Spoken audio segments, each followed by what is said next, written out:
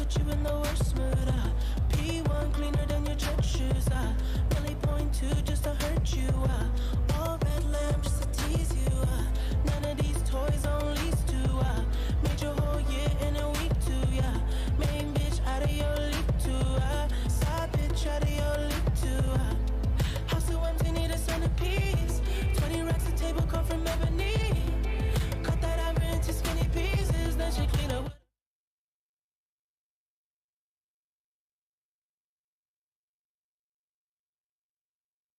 My style, I take any lane. Switch on my core if I kill any pain.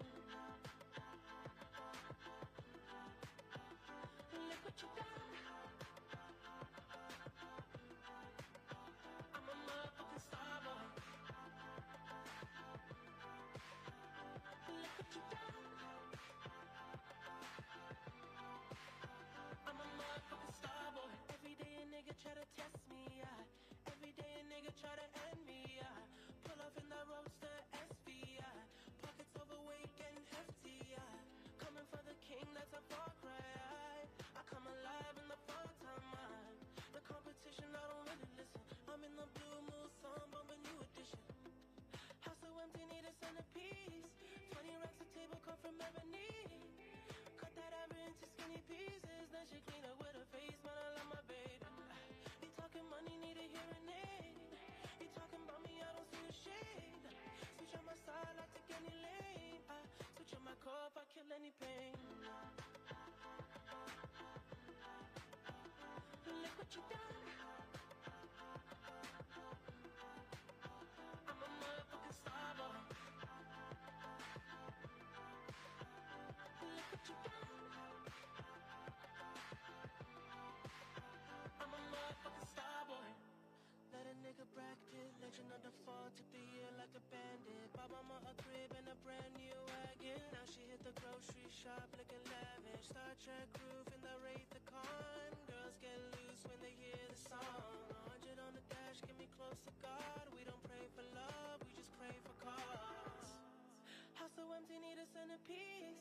20 racks a table come from ebony. Cut that ivory into skinny pieces. Then she clean up with her face, man, I love my baby. You talking money, need a hearing aid. You talking about me, I don't see the shade.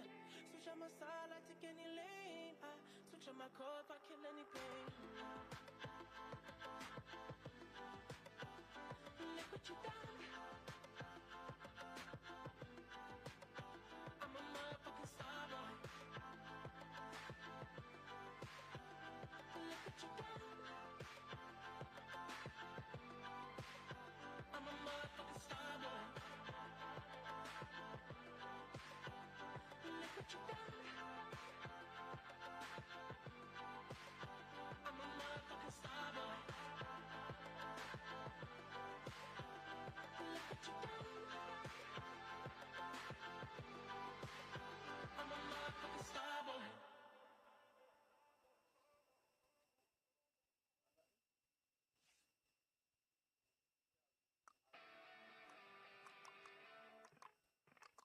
Check, check, check, check, check, check, check.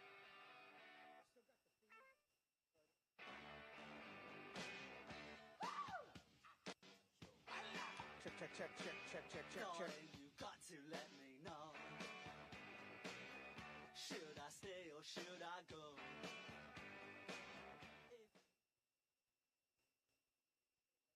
Okay, check, check, check, check, check. Now I have the mic. Turn my audio mic up just a little, please. 1, 2, 2. I have the track.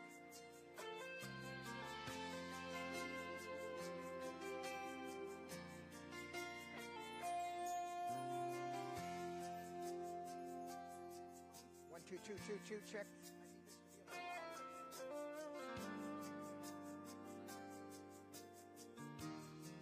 There's also a wave going on the track.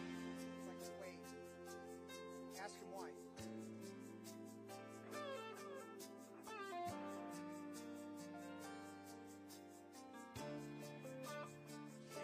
It's like shaking. Like shaking.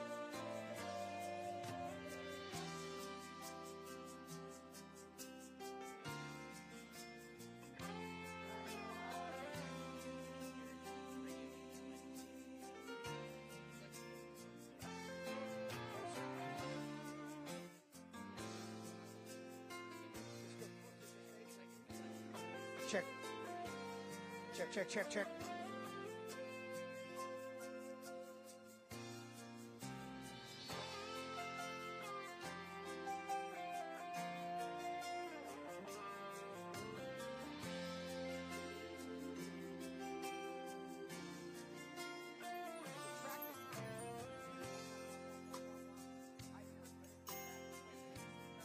One, two, two, check.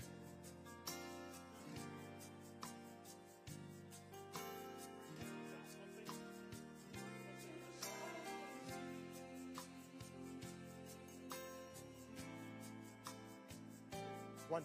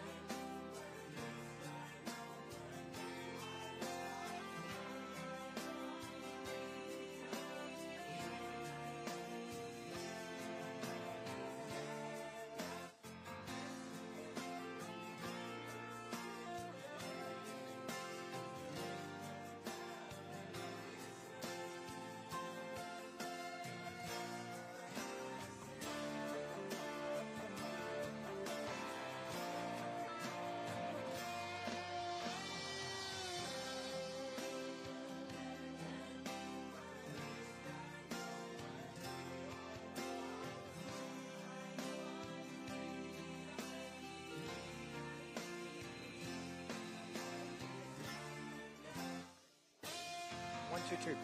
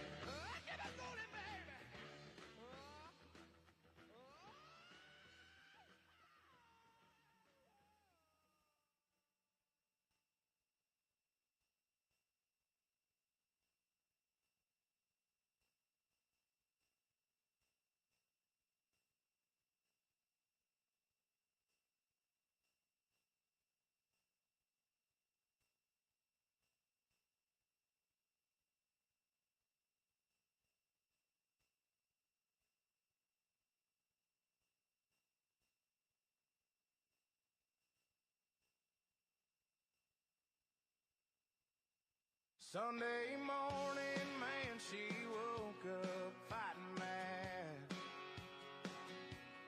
bitching and moaning on about the time I had.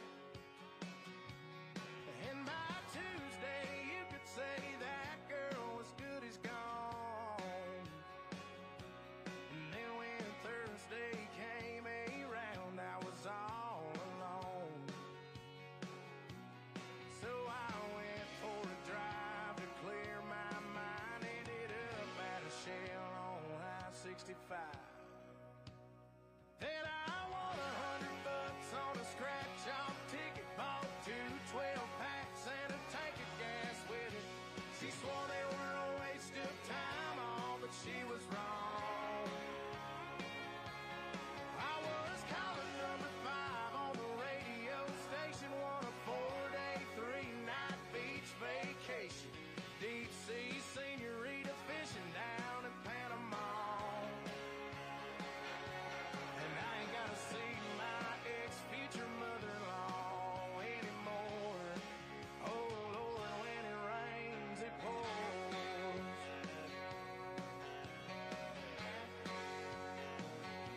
Now she was sure real quick to up and apologize when she heard about my newfound luck on that FM dial. And it's crazy how lately now it just seems to come in waves. What I thought was gonna be the death of me was my saving grace. It's got me thinking that her leaving is the only logical reason that I got the last spot in the Hooters parking lot, and the waitress left her number on my check with a heart. She picked up on the first ring when I gave her a call. And I only spent $5 at the Moose Club raffle, won a used 4-wheeler and 3 free passes for me and 2 of my buddies to play around a golf. And I ain't gotta see my ex-future mother-in-law anymore.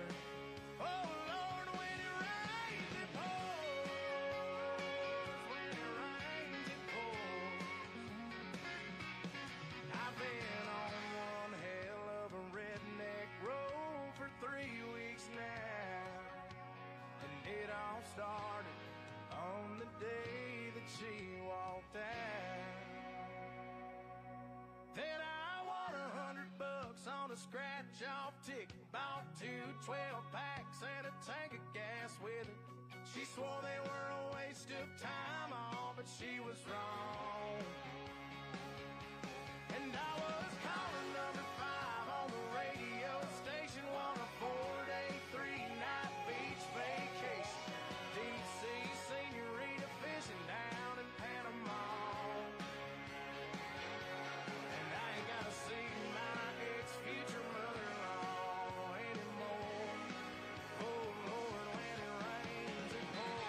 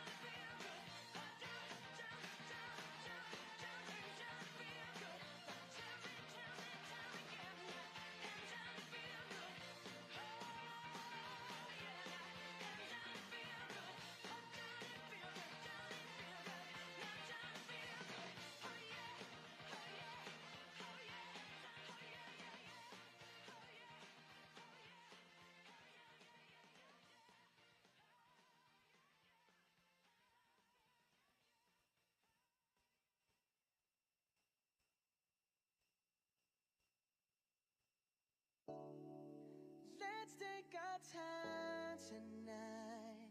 Girl, above us all the stars are watching. There's no place I'd rather be in this world. Your eyes are where I'm lost in. Underneath the chandelier, we're dancing all alone. There's no reason to hide what we're feeling inside right now. So baby, let's just turn down the lights and close the door. Ooh, I love that dress, but you won't need it anymore. No, you won't need it no more. Let's just kiss till we're naked, baby. Versace on the floor. Ooh, take it off for me, for me, for me, for me now, girl. Versace on the floor. Ooh, take it off for me, for me, for me, for me now, girl.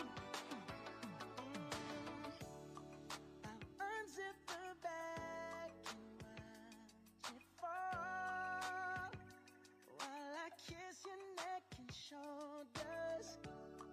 No, don't be afraid to show it all. I'll be right here ready to hold ya. Girl, you know you're perfect from your head down to your heels. Don't be confused by my smile, 'cause I ain't never been more for real, for real. So just turn down the lights and close the door. Ooh, I love that dress, but you won't need it anymore. No, you won't need it no more. Let's just kiss till we're naked, baby. Versace on the floor. Ooh, take it off for me, for me, for me, for me now, girl. Versace on the floor. Ooh, take it off for me, for me, for me, for me now, girl. Yes.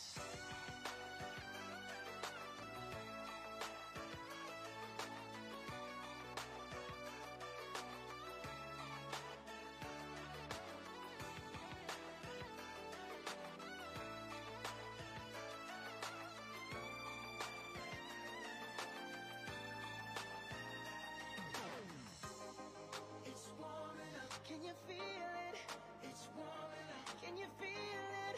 It's warming up. Can you feel it, baby? It's warming up. Seems like you're ready for more, more, more.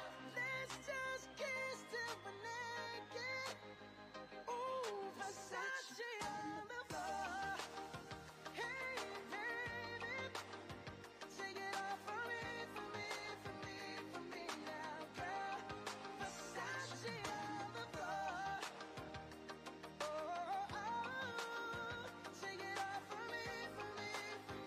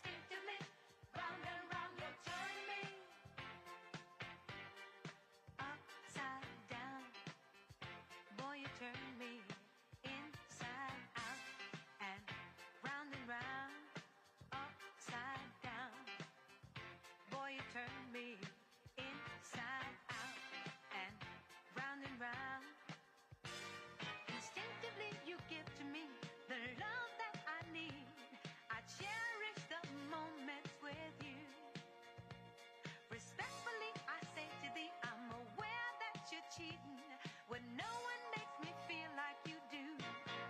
Upside down, boy, you turn me inside out and round and round. Upside down, boy, you turn me inside out and round and round. I know you got charm and appeal, you always play the field. I'm crazy to think you're all mine. As long as the sun continues to shine, there's a place in my heart for you, that's the bottom line. Upside down, boy, you turn me inside out and round and round. Upside down, boy, you turn me inside out and round. Instinctively you give to me the love that I need. I cherish the moments with you.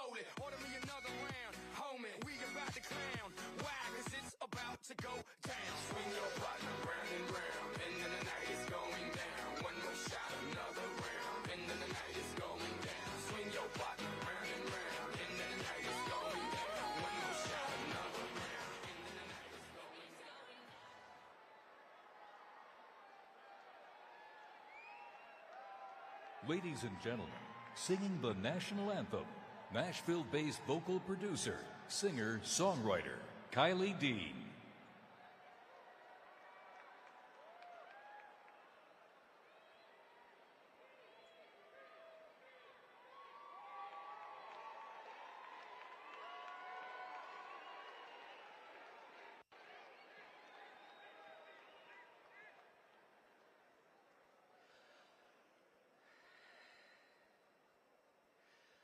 Oh, say, can you see by the dawn's early light what so proudly we hailed at the twilight's last gleaming, whose broad stripes and bright stars through the perilous fight, o'er the ramparts we watched, were so gallantly streaming, and the rocket's red glare, the bombs bursting in air, gave proof through the night that our flag was still there. Oh, say does that star-spangled banner yet wave o'er the land of the free and the home of the brave?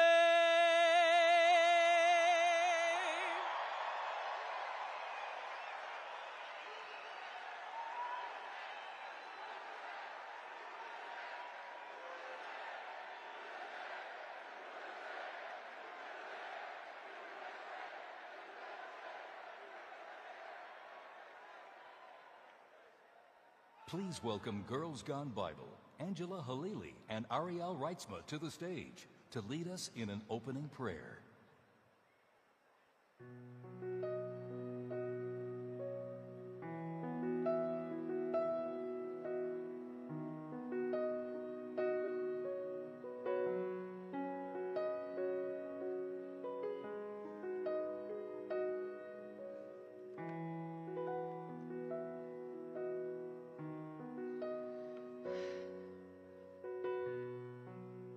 Thank you, Jesus. Anybody here love Jesus? That's right. Yes. God, thank you. Thank you, Jesus. Thank you, Jesus, for today. Seriously. God, we thank you. We thank you that your will always prevails. Thank you, God, that it's your will. Your kingdom come, Lord. Your will be done on earth as it is in heaven, in America as it is in heaven, in the life of President Donald Trump as it is in heaven. And we just want to take a moment and honor President Donald Trump. We thank you for your relentless love and devotion you have given to this country. And we bless you and we bless your beautiful family. And if we could all just bow our heads down to pray. Father, we thank you. Lord, you are truly everything. Your name is above every other name, and apart from you, we can do nothing. Spirit of the living God, may you be glorified in everything that takes place today. May we humble ourselves in your presence, Lord. All glory to you. And may we come together in this room and pray for Los Angeles and those that were impacted by the fire. You are the God that redeems and that is with us. God, bring restoration to this situation. Lord, we thank you for choosing President Donald Trump as a vessel for your nation. As he carries the great responsibility of leading your people, may he rest in the knowledge that you, Lord, are the one who goes before him, and you will never leave him nor forsake him. I pray that you would protect his mind and you would guard his heart. I pray that you would place a shield around our president, his family, and upon this nation, that when opposition comes his way, may you provide angelic protection wherever he goes. May he stand firm in knowing the Lord is his refuge in whom he can trust. For it is written in Psalm 91 that when we trust in your name, you will order angels to protect us wherever we go. Lord, we pray that it would be your power and your wisdom that would guide every decision and be the foundation of this nation. I pray that it would be your spirit that rests upon President Donald Trump, the spirit of wisdom and understanding, the spirit of counsel and might, the spirit of knowledge and the fear of the Lord. Yes. Father, I pray for an outpouring of love and healing and unity over this country. For your word says that you can have faith that moves mountains, but if we don't have love, it means nothing. Lord, would you soften the hearts of your sons and daughters? Would you make us more like you, that we can love each other as you have loved us? Lord, I come boldly to the throne of grace, and I pray for a revival in this nation, that we would get back to the heart of the matter, and that is you, Jesus, the Prince of Peace, the one who humbly laid down his life for us and calls us to lay down our lives for one another. May that be the very foundation of this nation. President Donald Trump, we say that you will succeed and America will yet again prosper. May you manifest in the brightest of colors, and may your reign be righteous. In Jesus' mighty name. Yes! Yes!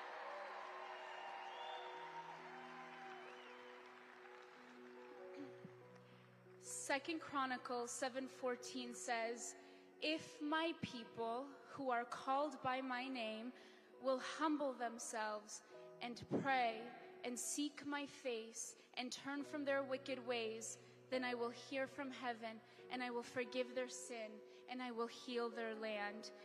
We call on the God of Abraham, Isaac, and Jacob, and we pray that you'd heal this land and the people who inhabit it. Lord, I ask that you would release your power upon this nation. I pray this country be washed by your blood, your precious blood. I pray that a holy fire would rain down to produce a move of purity and holiness in this nation. I pray that eyes would be opened and salvation would sweep across America. I pray in Acts 2 outpouring of the Holy Spirit and a mighty move of God to take place in America like we have never seen before. Jesus is the lion and the lamb on the same day at the same time, powerful enough to raise the dead with a spoken word, and humble enough to wash feet.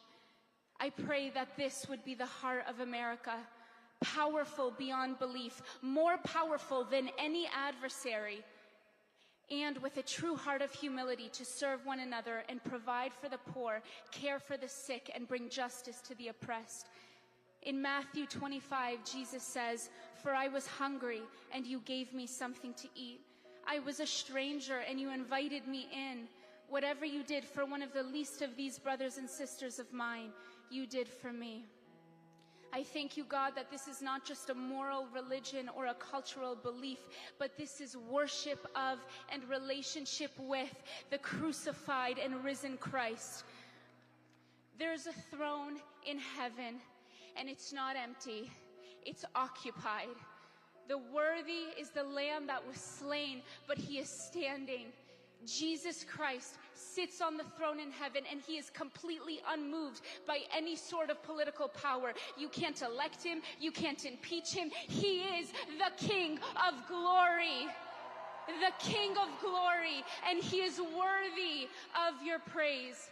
So, President Trump, we set the name of the Lord upon you, and we declare that no weapon formed against you will prosper, that every tongue that rises up against you in judgment will be condemned. And if God be for you, who can be against you? We bless you, President Trump, in Jesus' name.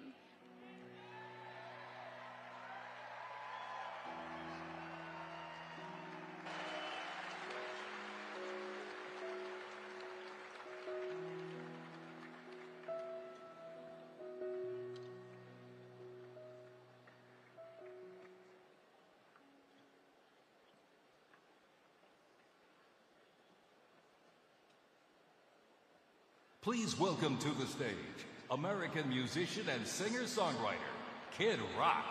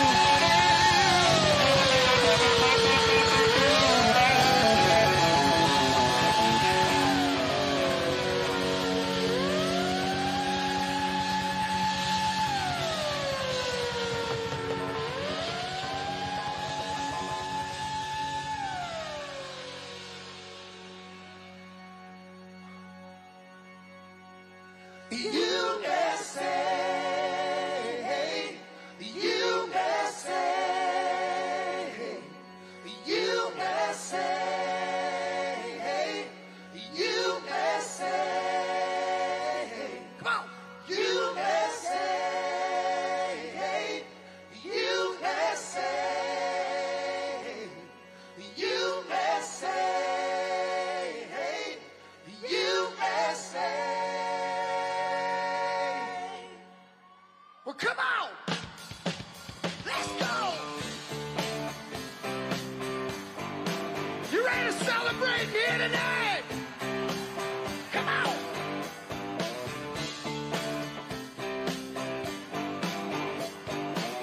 Come on!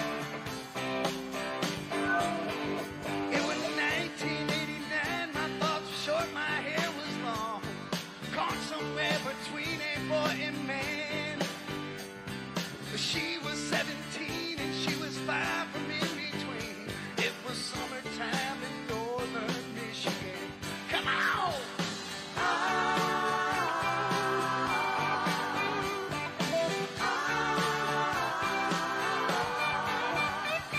Splashing through the sandbar, or talking by the campfire. It's the simple things in life like when and where. We didn't have no internet, but man, I never will forget the way the moonlight shined on her hair. And we were trying different things. We were smoking funny things, making love out by the lake to our favorite song. Sipping whiskey out the bottle, not thinking about tomorrow. Singing Sweet Home Alabama all summer long. Put 'em up like this, come on, come on. Singing Sweet Home Alabama all summer long. Catching one hop from the dock, watching the waves roll off the rocks. She'll forever hold the spot inside my soul. We'd blister in the sun, we couldn't wait for night to come. Head on up to Washington D.C. and play a little rock and roll. Hey, we were trying different things. We were smoking funny things, making love out by the lake to our favorite song. Sipping whiskey out the bottle, not thinking about tomorrow. Singing Sweet Home Alabama all summer long. Put 'em up like this, let's rock. Come on, let's rock. Singing Sweet Home Alabama all summer long. Turn it up.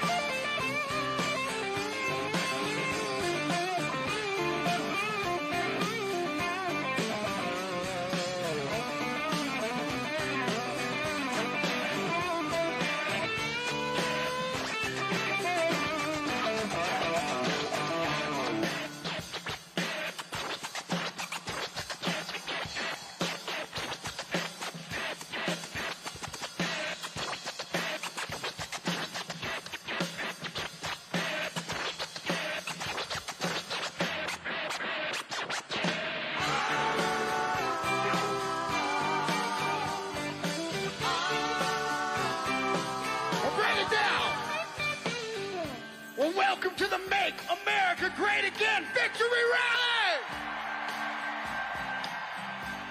Do you feel good?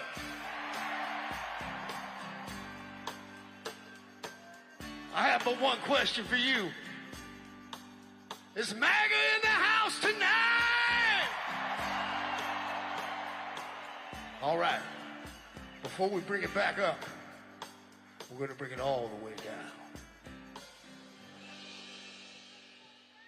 Now nothing seems as strange as when the leaves began to change, or how we thought those days would never end. Sometimes I hear that song and I start to sing along and think, man, I'd love to see that girl again. Man, I'd love to see that girl again. And we were trying different things. We were smoking funny things, making love out by the lake to our favorite song, sipping whiskey out the bottle, not thinking about tomorrow, singing Sweet Home Alabama all summer long. Hey, we were trying different things. We were smoking funny things, making love out by the lake to our favorite songs, sipping whiskey out the bottle, not thinking about tomorrow, singing Sweet Home Alabama all summer long. Singing what? Sweet Home Alabama all summer long. Say what? Sweet Home Alabama all Come on, give me a good one.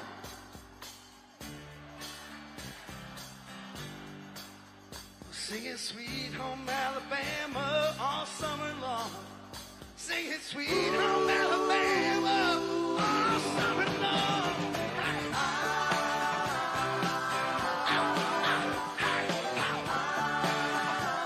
Singing about Sweet Home Alabama, yeah, all summer long. Singing about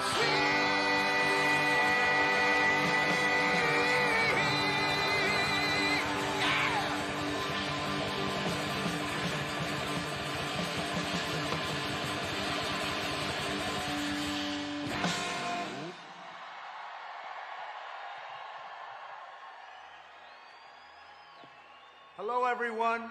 I love you all. I know you're having a great time at the Kid Rock concert tonight. Quite frankly, he's amazing. All of you in attendance are the true backbone of our great country, hardworking, God-fearing, rock and roll patriots. Bob is truly one of the greatest entertainers of our time. Let's all continue to love one another, fight for our God-given freedoms, and most of all, let's make America rock, rock, rock, rock, rock. Let's make America rock again.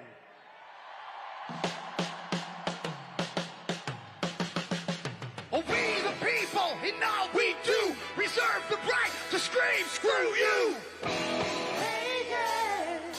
Hey, yeah.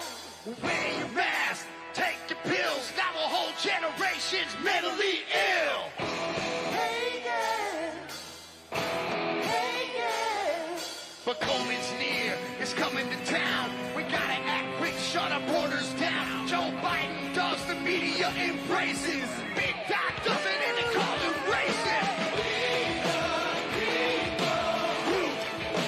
Let's go, Brandon. We the people. Let's go, Brandon. We the people. Let's go, Brandon. We the people.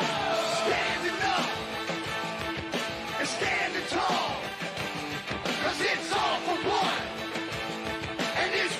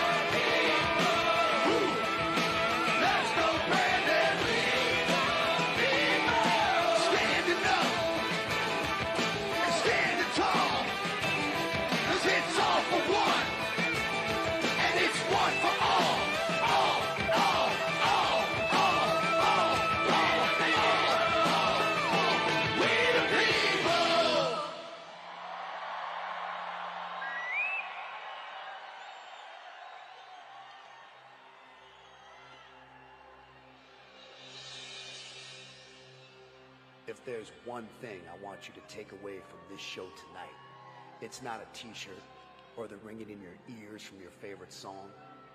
No, it's that for a couple hours, we lit it up and threw it down like only a group of good-time, hard-working Americans can. Because when you call this place home, you shouldn't take this flag or its freedom lightly. And you know, like I do, the only reason we can be here tonight is because of those who paid the ultimate price for our ticket. Those who put their necks on the line to watch our backs, day in and day out, from sea to shining sea. And not a day goes by when we're not reminded that the only reason any of us can do what we do is because of the courage of those who care enough to leave their homes behind, who head out to make sure they come back to a country as great as they left, and they don't give a damn about what went down in a voting booth on Election Day. They're fighting for what goes up on that Main Street flagpole, or in the hand of a kid at a 4th of July parade. You see, they don't care about red or blue on a map. No, they're fighting for the whole damn flag with all their hearts. They're the stars, the ones who've earned their stripes, fighting for every damn color behind the flag. So I don't care what you call what we've got tonight. A concert, a show, a gig. I don't give a shit. Because what I believe we've got here is a get-together. We're proving that the only party that really matters is the one we're having tonight. And it's been brought to you by those who fought for the home of the brave, thousands of miles from theirs. Here's a salute to those who aren't looking for a hand, to standing at attention for those who deserve all of ours. Here's to a program that was born free and brought to you by the United States of motherfucking America.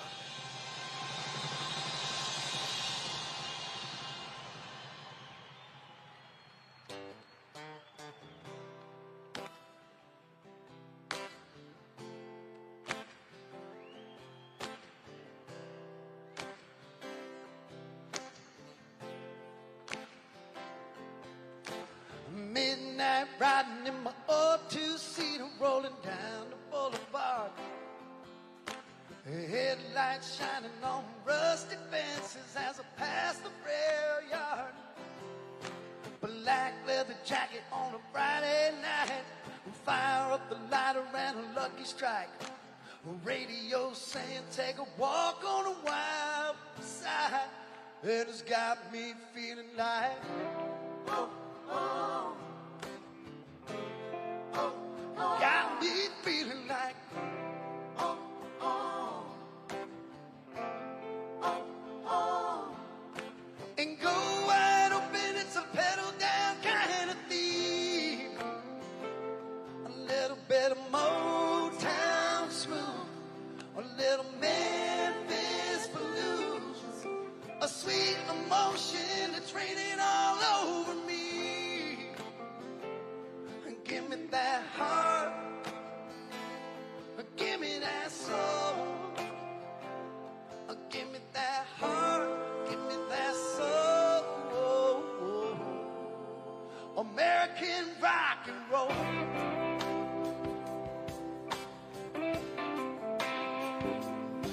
I can see the banner on the courthouse flying, proud red, white, and blue. I can see her waving on the corner, smiling, 'cause it feels just like I do. Now she's sitting right next to me. Everything's how it ought to be. Being young in the land of the free. Yeah, she's got me feeling like oh, oh. She got me feeling like oh, oh. And go wide open, it's a pedal down kind of theme. A little bit of folk song blues, a little gangster smooth, a sweet emotion that's raining all over me. Give me that heart, give me that soul.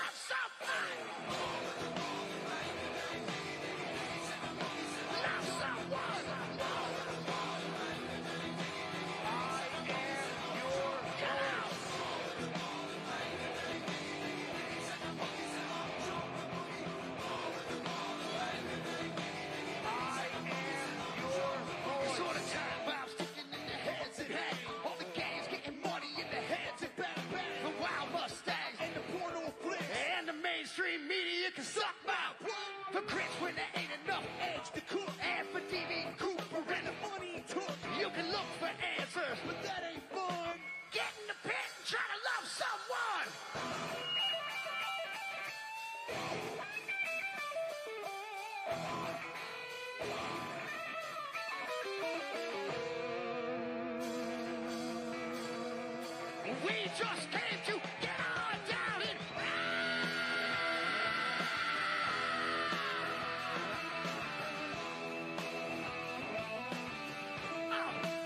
and give it to me now.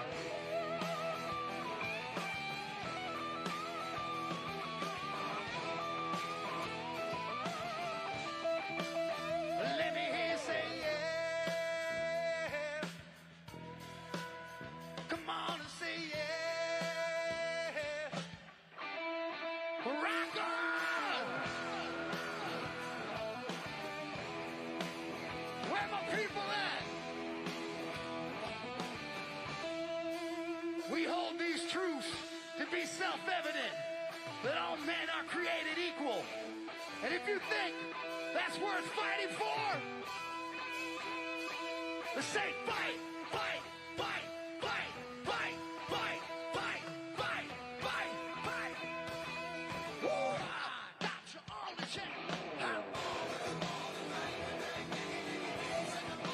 Love someone.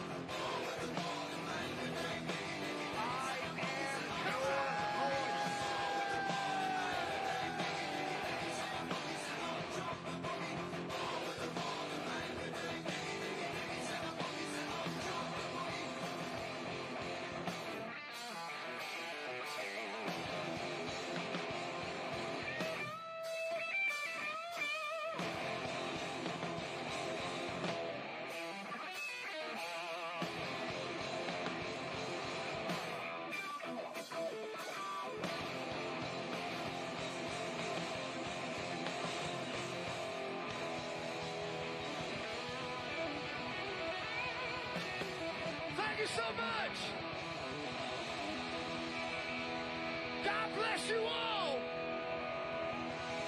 God bless President Trump, J.D. Vance. And of course, God bless these United States of America.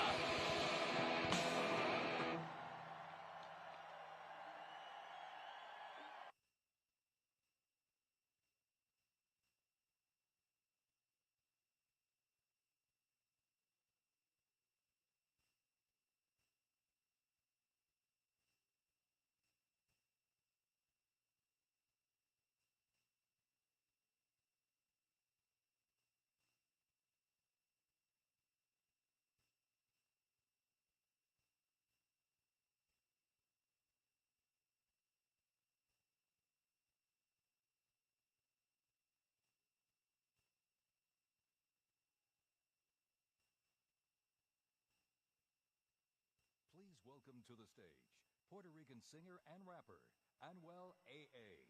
and American singer and songwriter Justin Quiles. Let freedom ring,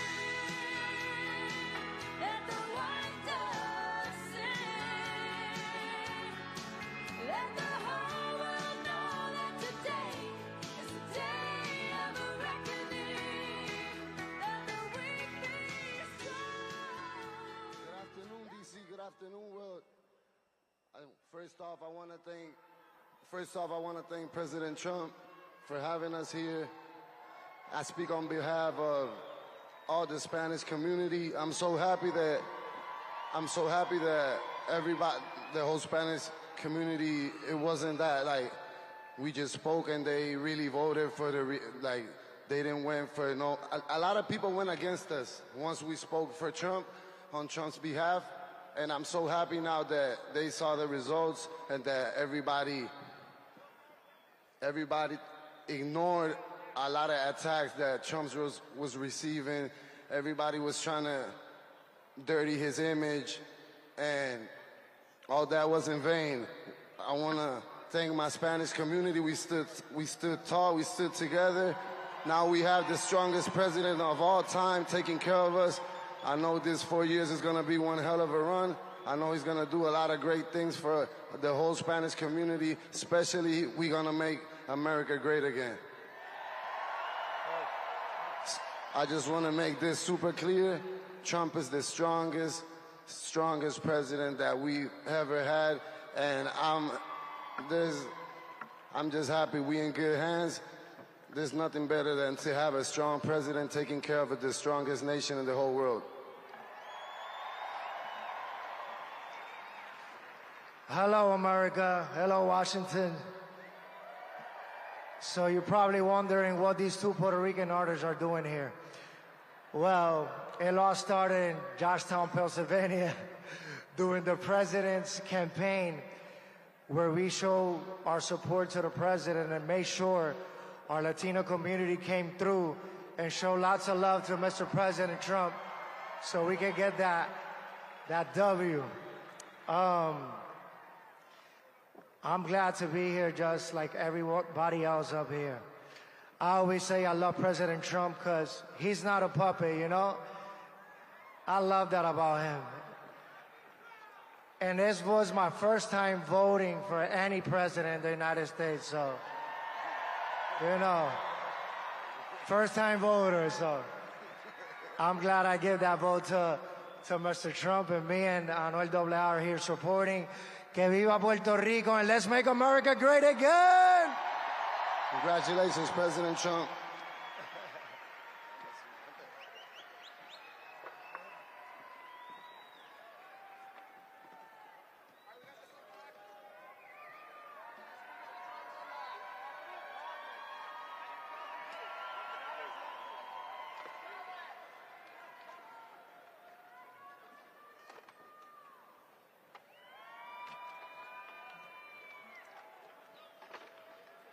Please welcome to the stage, recipient of the National Medal of Arts and Academy and Golden Globe winner, acting legend, Jon Voight.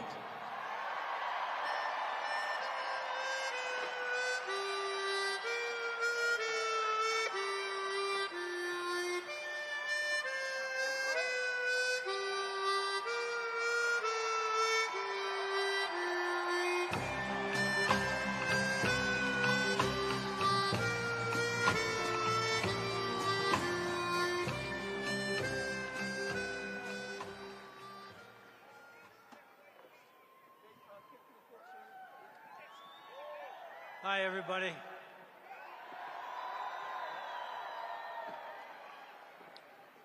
What an honor it is for me to be up here in front of you great men and women who've all come here to celebrate the greatest win of all time.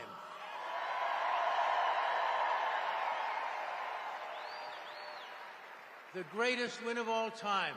The victory we were all fighting for to save our country, our democracy. And I'm so grateful that I'm able to say that Donald J. Trump is the 47th President of the United States of America.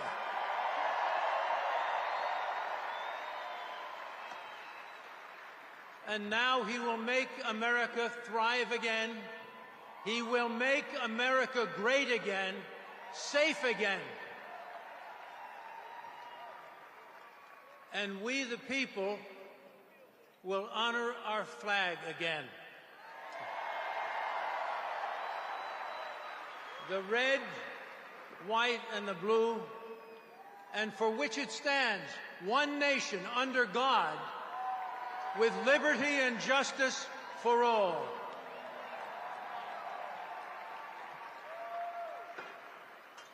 Donald J. Trump fought hard to save this country, and now he will bring God back to our nation's truths. He will make her thrive again. He will save the greatest country, America the Beautiful. I'm proud to call the President of the United States my friend. Our friend. My hero. Our hero. A man who never gave up on the American people. And we, the people, never gave up on him.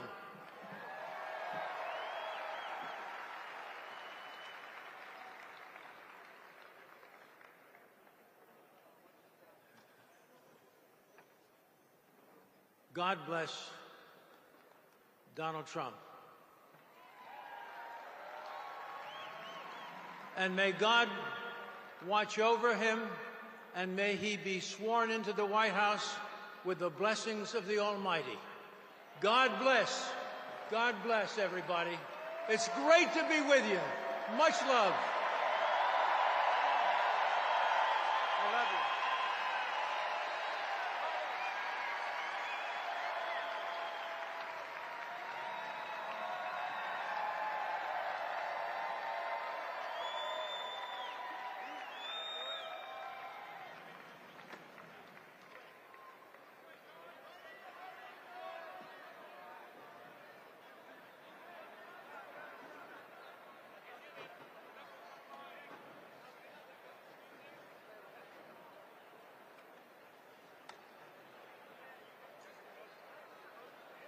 Please welcome to the stage Senior Advisor to President Donald J. Trump, Stephen Miller.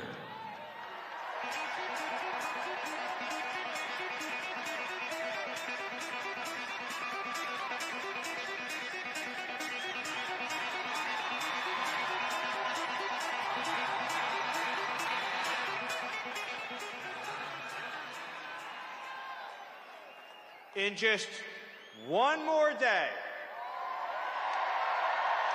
just one more day, it's goodbye Joe Biden, goodbye Kamala Harris, goodbye Democrats, and hello to the golden age of America, and welcome back Donald J. Trump.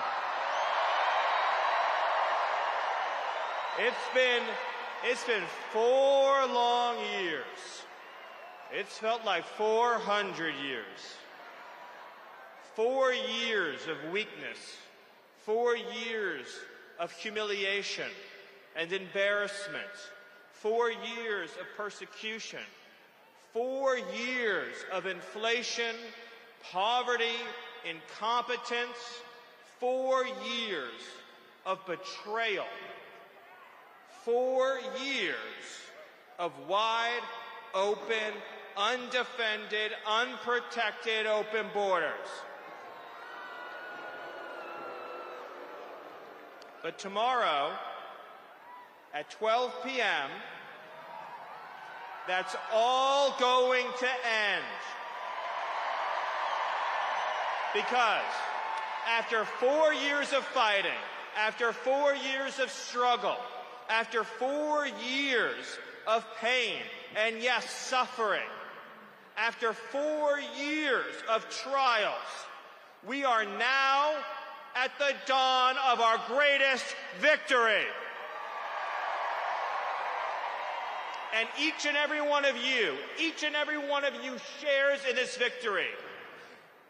Your hopes, your dreams, your sweat, your sacrifice, your devotion, and those of millions of patriots around this country has delivered America to this moment where we can proudly say that the 47th President of the United States is Donald J. Trump, and the Vice President of the United States is J.D. Vance. America, ladies and gentlemen, is about to become strong again. It's about to become proud again. It's about to become free again. And it's about to be a country that is respected by every other nation around the world. They're not going to kick us around. They're not going to abuse us. They're not going to exploit us, because they know if you mess with America, then you're going to have to deal with President Donald Trump. And Donald Trump will never apologize for this country.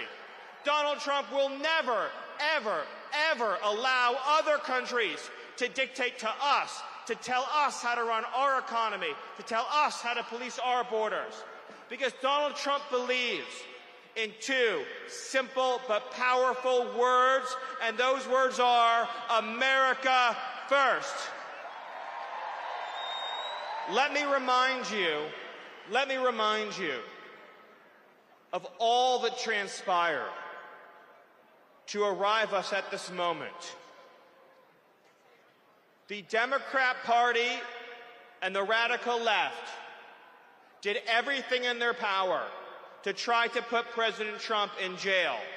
They lied about him, they framed him, they smeared him, they defamed him, they indicted him, they tried to imprison him and to take away his freedom, to take away his family, to take away his business, to take away your voice, your future, to take away your hopes, your dreams, your government, your country. And Donald Trump nearly lost his life on a stage in Butler, Pennsylvania, and then again a few short weeks later. And no matter what they threw at him, no matter the danger, no matter the horrors, no matter the abuse, no matter the corruption, the persecution, no matter how much the broken system tried to stop that man, he would not be stopped. Because he has always been fighting for you. He has always been fighting for all of us. And what is that going to look like come Monday afternoon? It's going to mean an executive order ending the border invasion, sending the illegals home, and taking America back. It's going to mean the eradication of the criminal cartels and the foreign gangs who are preying on our people. And it's going to mean justice for every American citizen who has lost a loved one to an illegal alien. It's going to mean justice for Laken Riley. It's going to mean justice for Jocelyn Nungary. It's going to mean justice for every precious soul stolen from us by Joe Biden's open border. Accountability is coming. Justice is coming. The whole federal bureaucracy is about to learn that they don't work for themselves, they work for you, they work for President Trump, and they work for the American people. We are about to get our country back and our democracy back. And we are about to have a government at every level that is fighting for you, your family, and your future, lowering the cost of living, lowering the cost of health care, defeating inflation, getting criminal thugs off our streets and behind bars so that our kids can live in safety. We're not going to walk over piles of needles to take our kids to the park. And we're not going to let the radical left indoctrinate our children into believing there's 435 genders. Because President Trump knows there are men and there are women. And it is not up to you whether you're a man or a woman. That's a decision that's made by God, and it can't be changed.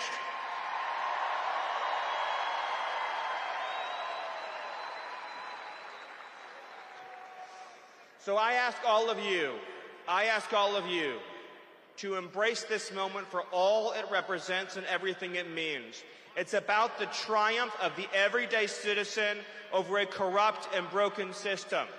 Over the last not just 4 but 8 years, the MAGA movement has been fighting against every single force that has been decaying, destroying, and decimating our society. It's been fighting the corrupt special interests, the corrupt foreign governments, the weaponized bureaucracy at the FBI and the DOJ and the intelligence community, and it's been fighting a political class that cares only for itself. And they were so sure they were going to beat us. They were so sure they were going to stop Donald Trump. They were so sure that they were going to crush this movement out of existence. And yet, here we stand today, and MAGA is stronger, more powerful, more united, and more determined than ever before. And Donald J. Trump is about to save this country. And we are about to live in a land where once again, the dreams of America's sons, the dreams of America's daughters, the dreams of America's moms and dads are the dreams that will power and propel this country, this government, and this future. So I want each and every one of you, and I want your families, and I want your children to take this opportunity to feel the pride and the joy and the exuberance in knowing that the American people won. We still control this country. We still control this future. We still control this government. And we are about to inaugurate as the 47th president our champion, Donald J. Trump. Thank you. God bless you, and God bless America.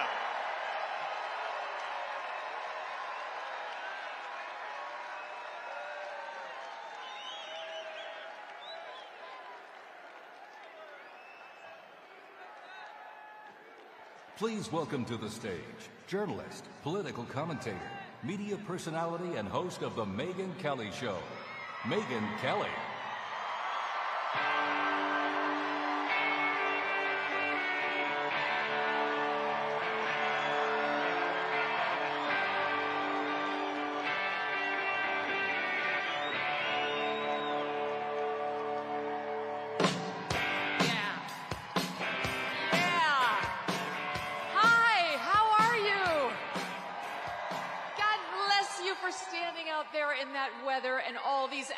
To get in here today. As Stephen Miller said, we have 20 hours until our long national nightmare is over. We're almost there. By the way, Stephen Miller, if you like what Trump did at the border, you have that guy to thank in large part. That's the guy. He's the magic behind the man. And he's back, thank God. Him and Tom Homan together. The goodness, Scott Pressler, good to see you. The goodness that is about to rain down on us after Trump is inaugurated tomorrow is already starting, and I've got to tell you, I am so pumped up about it. Things are already happening in anticipation of Trump being sworn in, like Facebook and McDonald's getting rid of their DEI programs. Good for you, McDonald's workers. Looking at you, Kamala Harris. Not really. Wasn't true. You got universities from University of Michigan to North Carolina to all the public universities in Iowa, all the public universities in Texas getting rid of DEI. You have got, yes, you've got a bill that passed the House this week, the Protection of Women and Girls in Sports Act. Yes. Now, it passed once before, but this time we control the Senate. We have a much better shot. Still have to get 60 votes to get a vote. We're looking good. You've got a judge who struck down Joe Biden's disgusting changes to Title IX, which has been stopped in its tracks, and it will be killed entirely, those changes, as soon as Trump gets in there. Have no doubt whatsoever. Good things are happening all around the country. Pete Hegseth was testifying this week that military recruiting is already going up in anticipation of their new commander-in-chief. The deal in Gaza, right before Trump takes office, as he said, if it's not done by the time I get there, all hell is going to break loose. The goodness just keeps on coming. I woke up this morning, I was 2 inches taller, a pound thinner, and I had skin like Jennifer Lopez. That last one's not true. Okay, speaking of J-Lo, how happy are you that her candidate lost? It's so delightful. These Hollywood celebrities who get up there and try to tell us how to vote, really? I mean, like those celebrities who know nothing about anything. All J-Lo knows about what to do is to ruin marriages. She's an expert at that. Why does she have to try to ruin the country too? So goodbye, J-Lo. Didn't work out for you. Goodbye, Meryl Streep, who showed up at that Oprah event saying, "Oh, Madam President," to Kamala Harris. Madam President. How'd that work out? About as well as her comment that Harvey Weinstein was God. And maybe we should stop listening to her. Maybe we shouldn't be going to her for our political advice. And then you had Oprah herself. Oprah, she'll interview you if you pay her $1 million too. Yeah, it's a low fee of $1 million to sit down with Oprah Winfrey, apparently. That's what the Harris campaign paid her production company, she says. And for that, you know what you get? You get Oprah yelling at you. Kamala Harris! Why are you doing that? Calm down, madam. Didn't work out for her either. But of course, the fakest person involved on that side of the aisle was the woman at the top, Kamala Harris herself. Thank you, who pretended that she wasn't the border czar, who pretended that she was middle class, who pretended that she was smart. And the American people did not buy it. Every time you turned around, this woman was doing something faker than the last, right? Her fake Jamaican accent, her fake Eastern European accent, her fake Spanish accent. It was like spending a day at Joe Biden's southern border. Nonstop. right? We gonna win. It's not how it went, right? But my favorite was the preacher accent. Joy cometh in the morning. She wasn't wrong about that. It came at about 1:22 a.m. on election night when the election was called for Donald J. Trump. I felt it. I've been thinking so much about Trump, especially today and this week. I know you have too.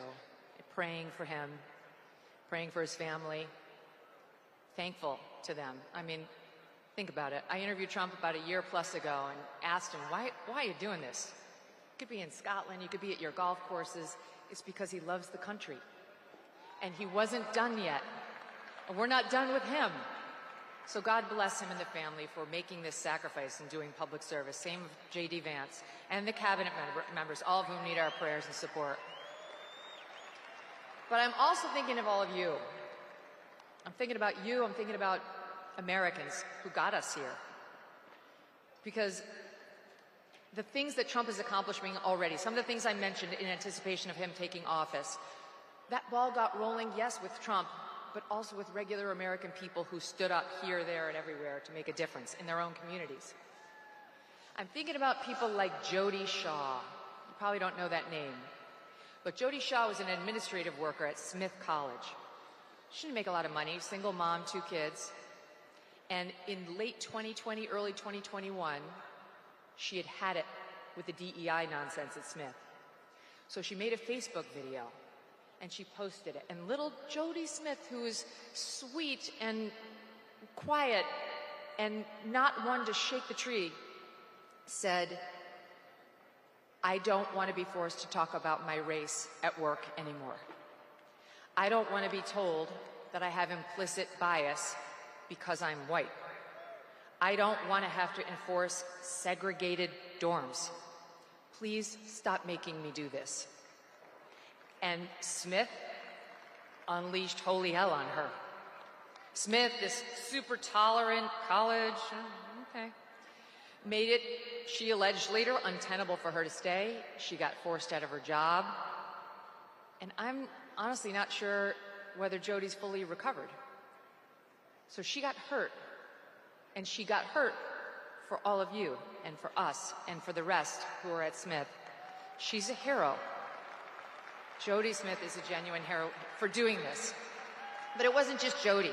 I mean, I'm thinking about people like Andrew Gutman, who had a daughter at a posh school on the Upper East Side of Manhattan and pulled her, but he didn't go quietly. He wrote a scathing letter, ripping them to shreds for what they're doing to us with this race essentialism nonsense. He went out with a bang, and he made sure other parents knew what the problem was. Jason Riley of the Wall Street Journal, you may see him on Fox News sometimes, and his wife Naomi Schaefer Riley, who pulled their mixed-race daughters from a school in Rye, New York, and made a point of doing it because that school thought that their mixed-race daughters were desperate to talk about their blackness all the time, and they found out the hard way those kids really just wanted to learn math. These battles are being won piece by piece, one at a time. And there are so many others. I'm thinking about the 14-year-old girls in Wisconsin who had an 18-year-old guy come in there naked into their showers after gym. I'm thinking about the young woman in Massachusetts who just wanted to play field hockey and suddenly got all of her teeth knocked out because a boy played for the other team posing as a girl. How do we know about these stories? Because people were outraged. Citizens went to the news. They went to their principals. Girls spoke out one by one and got the ball rolling on change. And change is coming. All of you wearing the MAGA hats. It used to be an act of civil disobedience, right? Yes, sir, defiance of a registered order that didn't want to hear from you. But wearing that hat for much of the past 8 years has been an act of courage, too. And I know just because you're here, that you had your moments in your own communities, whether it was online or at the bowling alley or at the restaurant or at school, where you stood up for one of these same issues, where you had to tell somebody you didn't want to be reduced to skin color, where you said, I prefer the days when we didn't make a thing out of that, where you had to tell somebody that boys cannot become girls. and girls cannot become boys. Those battles, one after the other, have been fought, and this anti-DEI momentum has been built brick by brick, thanks to all of you. And you who listened to Donald Trump, who, when a reporter asked him at a presidential debate in 2015 about some of the language he used, responded by saying, "What I say is what I say. And if you don't like it, too bad." That was more than just a quick comeback. That was a reminder of what America is. In America, we have the right of free speech. We have the right to offend, to provoke, to annoy, and to stand up for what we believe in, even if you find it controversial. We have the right not to use the words you try to force on us, like your preferred pronouns or words like anti-racist or chest feeding. We are reminded of that daily by President Trump, who would never bow to the woke mob. Just ask Brett Kavanaugh, who will be swearing in J.D. Vance tomorrow as he, Kavanaugh, sits in his robes as an Associate Justice of the U.S. Supreme Court. So I thank all of you for being part of the Trump movement and for bringing these changes upon us and for bringing Donald Trump back into the office. And a reminder before I go, stay strong. We haven't won the war. We're winning. We won a bunch of battles, but he's going to need all of you every step of the way. We're going to have to be patient. We're going to have to steel our spines. Do not bend. Never bow. What I say is what I say. God bless you. God bless President Trump. God bless the United States of America.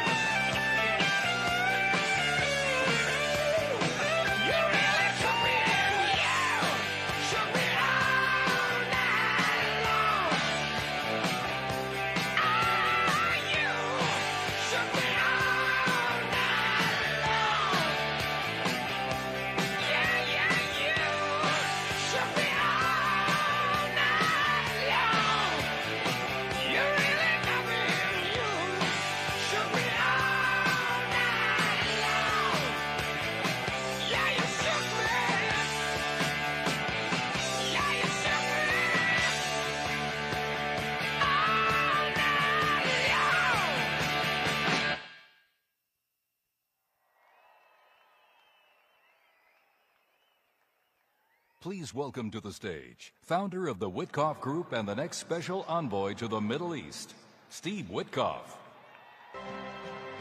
Glory, glory, hallelujah.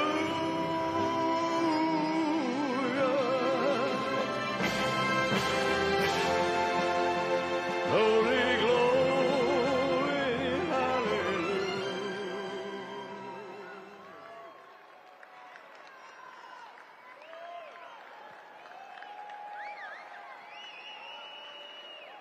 Good evening, everybody. Just a few things I want to say before I get to speak about my dear friend, the 47th President of the United States, Donald J. Trump. I just received on my phone pictures of the first 3 hostages who were released.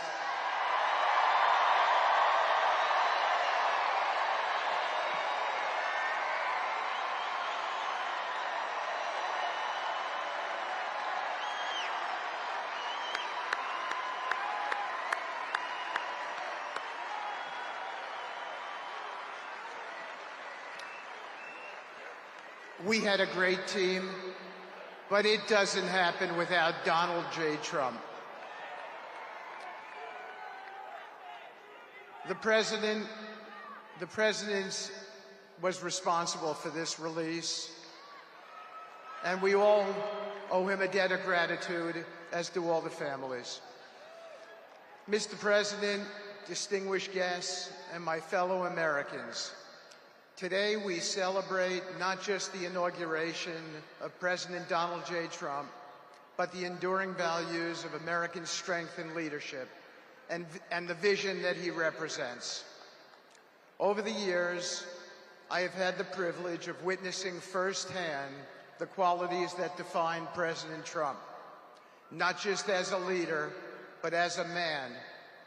His determination to protect the interests of the American people, his bold approach to solving problems, and his relentless pursuit of progress have defined his presidency and inspired millions across the globe. President Trump has always understood that leadership is not about following trends, but about charting a new course. In the face of immense challenges, he has consistently stood firm, driven by a deep belief in the potential of America and its people. Today, his leadership extends beyond our borders, influencing the world in ways that reflect the best of our ideals. Nowhere is this more evident than in the Middle East. Under President Trump's guidance, the Abraham Accords have transformed a region long defined by conflict. Thank you.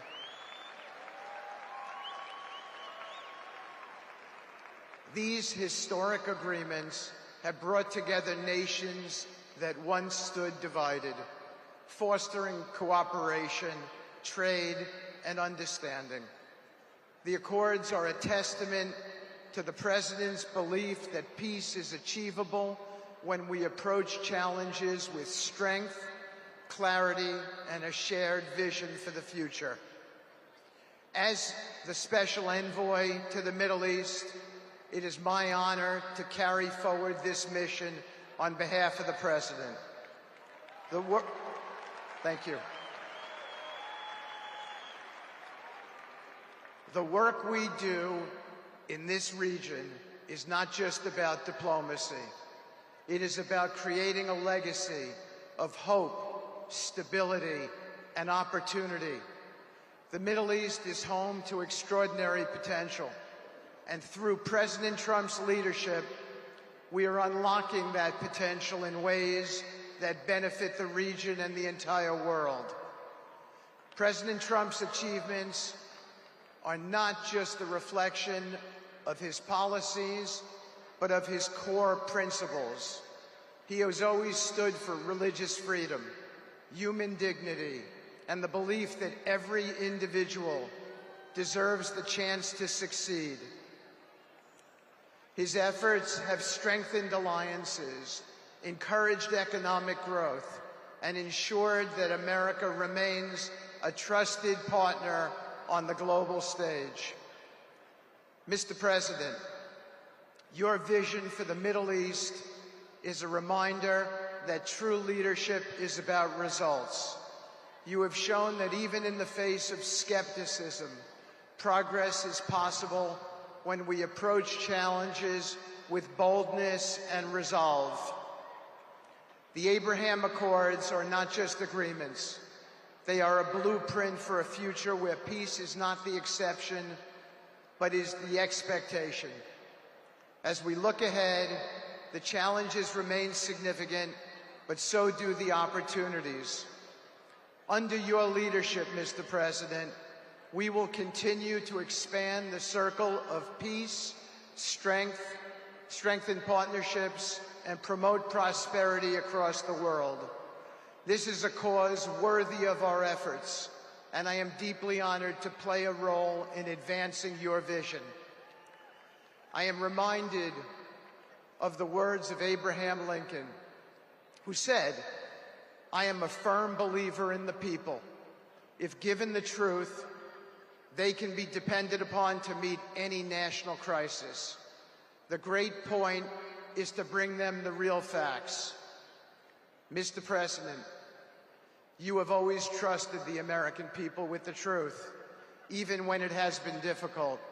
And you have reminded us all that through honesty, strength, and determination, no challenge is too great. Today we begin a new chapter under your leadership. It is a chapter defined by hope and unity and the belief that America's best days are still ahead. Together we will continue to build on the foundations you have laid, ensuring that your vision for a stronger, safer, and more prosperous world becomes a reality.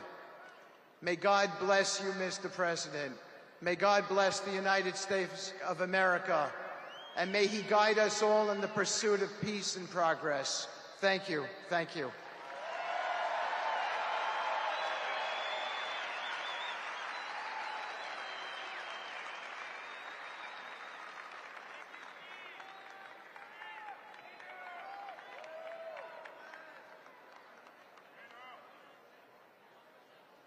American businessman who is CEO and president of UFC, Dana White.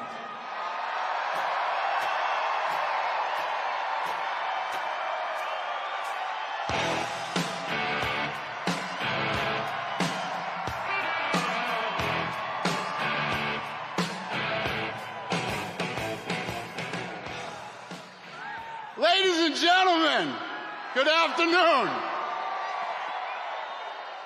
I am honored to be here to celebrate President Trump's historic victory. He didn't just win this election, he won it in dominant fashion. With record numbers of Americans from all walks of life.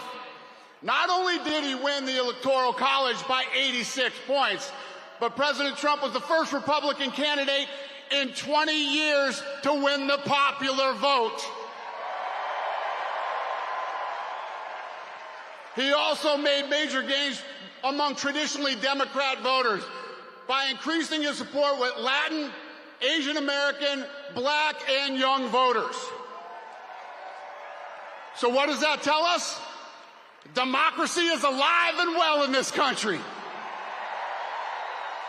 And the people have spoke loud and clear. America wants President Trump back in the White House. Think about this. Winning this election after everything that's happened over the last few years is an amazing achievement and an incredible comeback story. Think of all the things President Trump had to go through to get back here. All the powerful forces that tried to take him down.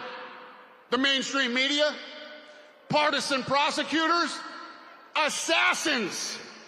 It's absolutely insane what this man has been through. And only President Trump could have fought through all those obstacles, all the attacks, and still come out the winner. But you know what? That's just what he is. This guy is a winner. And I say this all the time. He is the toughest, most resilient person that I've ever met, and nothing was going to stop him from fighting so hard for the country he loves.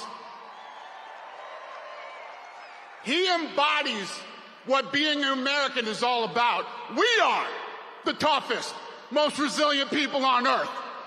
And nothing can stop us when we unite. To all those Americans who didn't vote for President Trump, and all they know about him is what they hear from the mainstream media, I just want to let you know, he has been an incredibly loyal friend to me for over 2 decades. And not once has he ever asked me for anything in return. And he's proven again and again how tough he is, but he's also a man who truly cares about people. Everything great that has ever happened to me in my career, he's been the first one to reach out and congratulate me. And more importantly, in the hard times, he's been the first one to reach out and let me know if there's anything I need. And all this during a time when he had a laundry list of his own problems he was dealing with. He is the best human being that I have ever known. So America, it's time for us all to put our differences aside, and we can't do that if we continue to focus on all the issues that divide us instead of all the issues that unite us. The fate of this country is tied to the fate of the president. So if you love America, you should want America's president to be successful. If he strengthens our economy, resolves conflict around the world, and makes our streets safe again, we all win. When America's president is respected around the world, we all win. When America succeeds, we all win. Now it's time for us to come together as one nation, the United States. This moment will be a turning point in our history and a triumph for all Americans. Tomorrow, when Donald J. Trump is sworn in as the 47th President of the United States, the great comeback story begins and our country starts winning again. Thank you, America!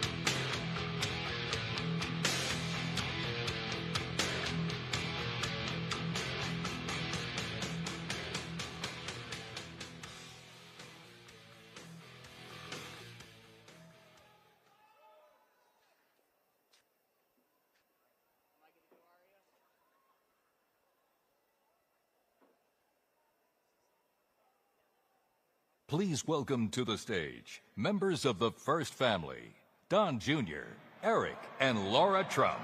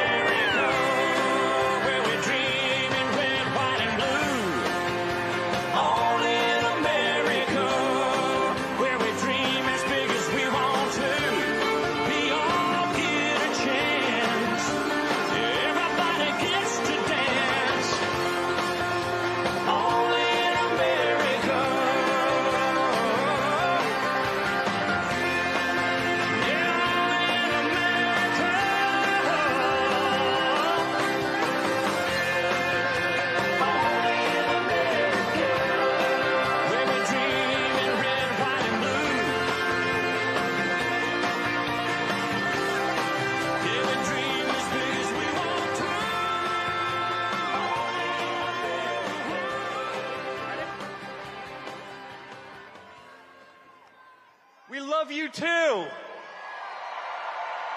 We love you, America. We love you, Washington, D.C. So we have two little monsters here that want to do something very special. They want to do the Pledge of Allegiance, which they do every single night. You guys want to take it away? Yeah. I pledge allegiance to the flag of the United States of America and to the republic for which it stands, one nation, under God, indivisible, with liberty and justice for all.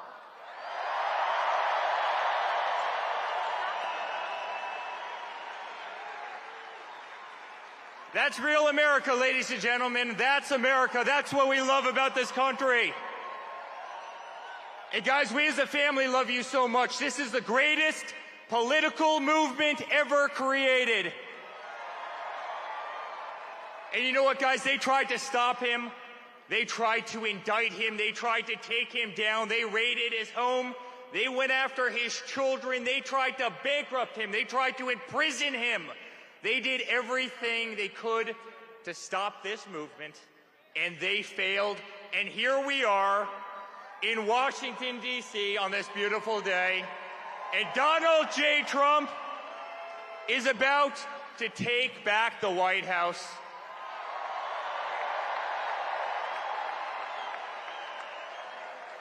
And guys, our country is back. Our country will be respected again. We as Americans will be proud again. America will be feared again. We are going to have the greatest nation on earth. The nonsense ends. The bullshit ends right now. We love you. We love you. We love you. Thank you for having me be such a big part of this journey. I'll truly never, ever forget it. Thank you, guys. We love you.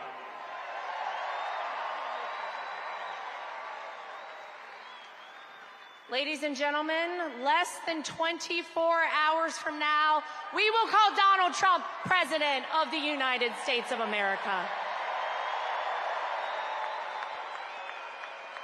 It's not just what we worked for over the past year or even over the past 4 years. It started the second.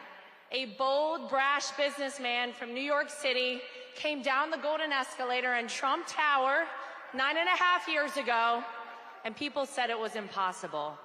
And yet that man is the one who will save not just our country, but will save the entire world.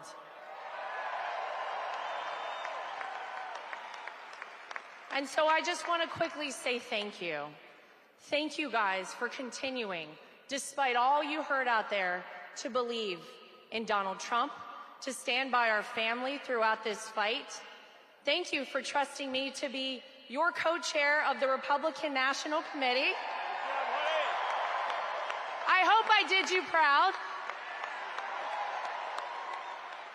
I made promises all over this country when I went and spoke, and I said, you're not going to cheat in this election.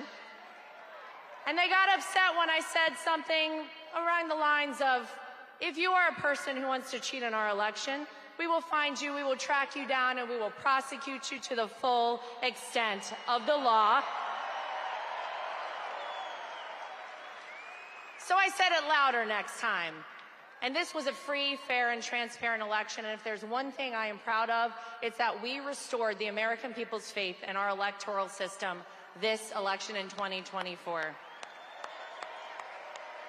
We didn't do it alone. I see someone directly in front of me, Scott Pressler, who helped on that front as well. We love you, Scott. But thank you, guys. This has been the honor of all of our lifetimes, to be here and fight alongside of all of you to save this country. The dawn of the golden era of America is tomorrow, right here, starting in Washington, D.C. God bless you guys. We love you. And we are almost there, folks. Thank you, guys. Hello, America! I have to ask, has anyone ever been this excited for Monday morning to roll around? It's like Christmas, Easter, Hanukkah, Kwanzaa, my birthday, all wrapped up into one special day where we can take back our country once and for all. But guys, we could not have done this without all of you. Those who stood steadfast and loyal, who wanted to fight for that next generation, to fight for the incredible aspects of this country that have been squandered, that have been crapped on, that have gone by the wayside. No more. That ends tomorrow at noon. Now, perhaps unfortunately, it took the last 4 years of hell that they put my father through, that they put our family through, that they put all of you through for us to fully understand just how fragile everything we believe in is. But I truly believe the opportunity we have now to start anew, not to keep the old administration from 16 to 20, the bad actors and the can kickers and those who are just trying to wait it out till we get back to normal. But now, with the knowledge of that 4 years, in conjunction with the knowledge of the last 4 years, we can truly make a difference forever. When you look at this cabinet, when you look at the fighters, you see people who truly all believe in the America First movement, and that's what this is about. Putting America first, putting our families first, putting the Constitution first, and putting our children first. So with that, I have to introduce a young lady, my oldest daughter, Kai. Pretty good, Kai, I don't know. With that kind of applause in the Trump family, it creates some problems. But she was with me.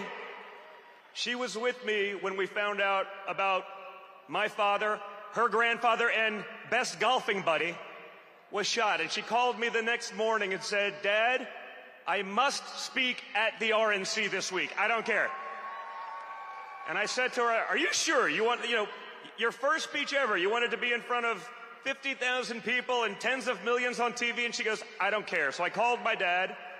I said, "Listen, she wants to do this." And he goes, "Whoa, that's a big one." And he just said, "You know what? That kid is an absolute winner. Let her do it." And that, again, is the fight that we all need in our country. That's what we want for all of our children. So with that, my daughter, Kai. Hi, everyone.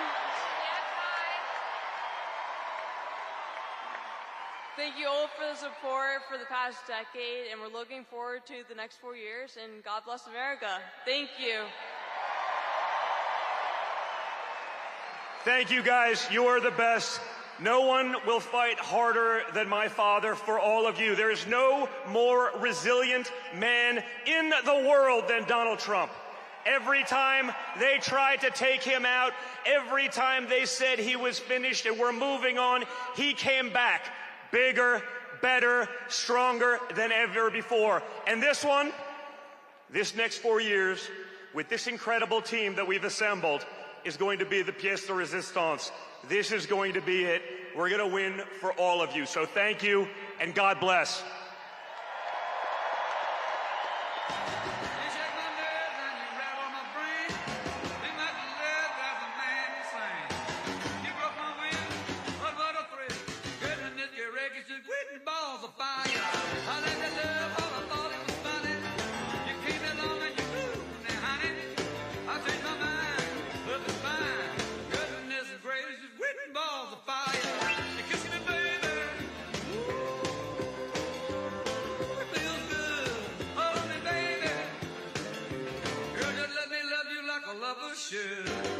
You're fine, so kind.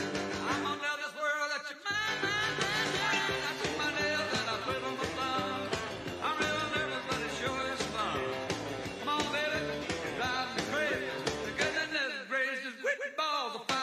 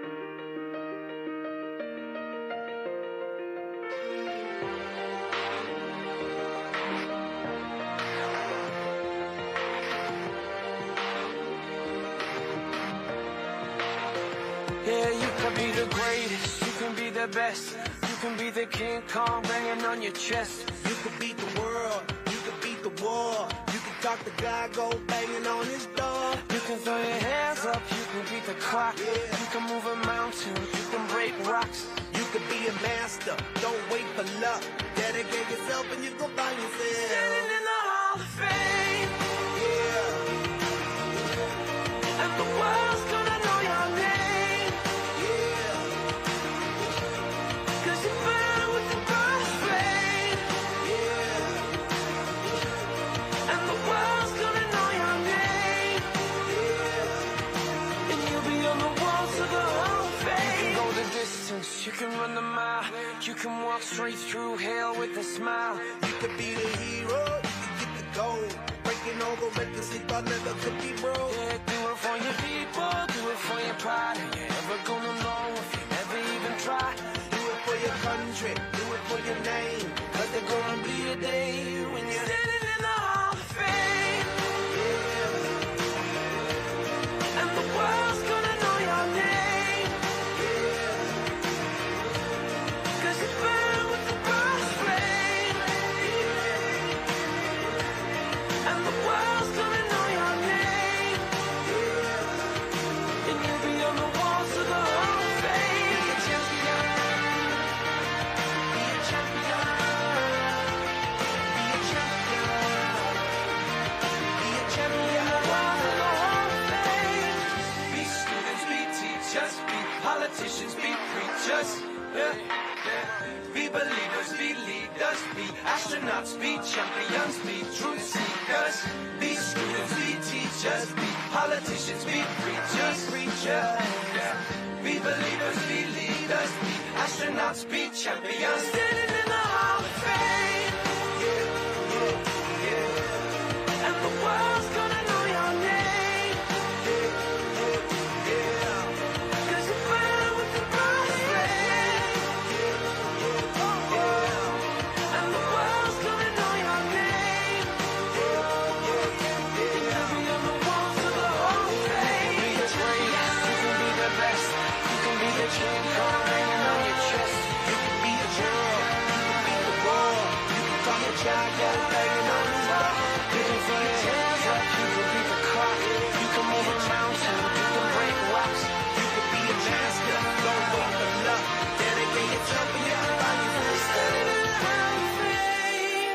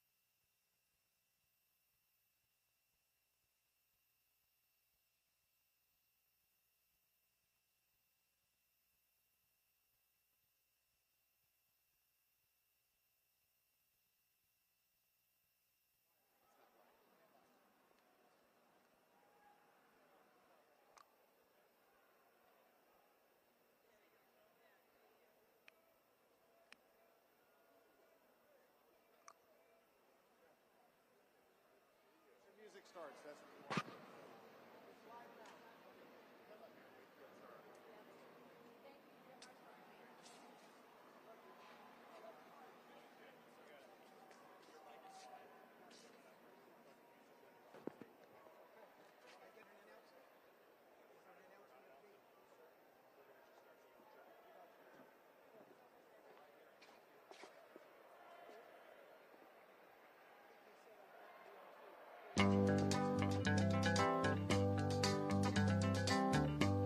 We're caught in a trap. I can't walk out because I love you too much, baby. Can't you see what you're doing to me? When you don't believe a word I say.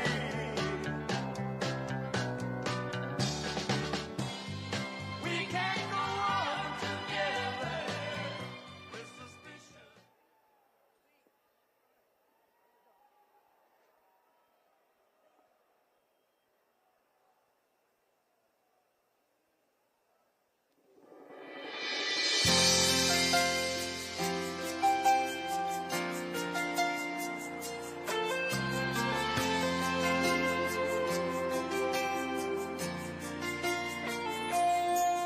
If tomorrow all the things were gone, I'd worked for all my life, and I had to start again, just my children and my wife.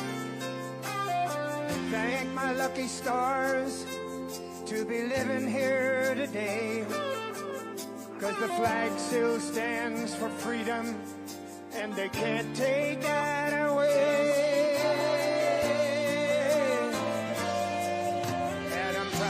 To be an American, where at least I know I'm free. And I won't forget the men who died, who gave that right to me. And I gladly stand up next to you and defend her still today. 'Cause there ain't no doubt I love this land. God bless the USA. Ladies and gentlemen, President Donald J. Trump.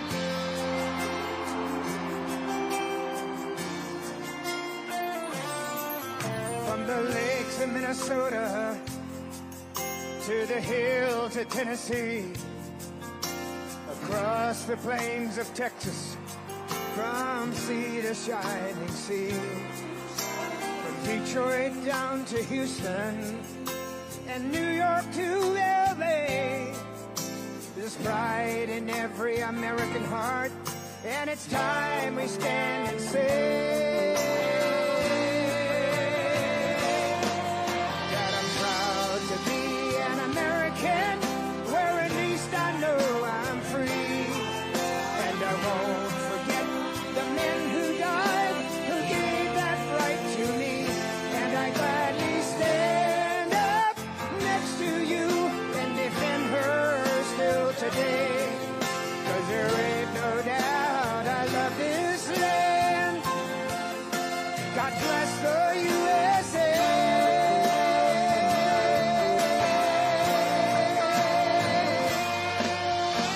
And I'm proud to be an American, where at least I know I'm free.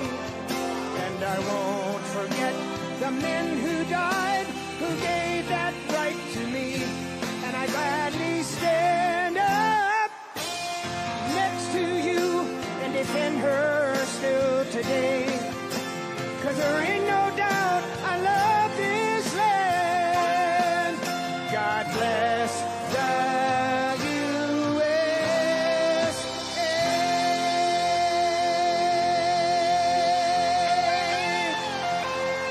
Ladies and gentlemen, the 47th President of the United States, Donald J. Trump.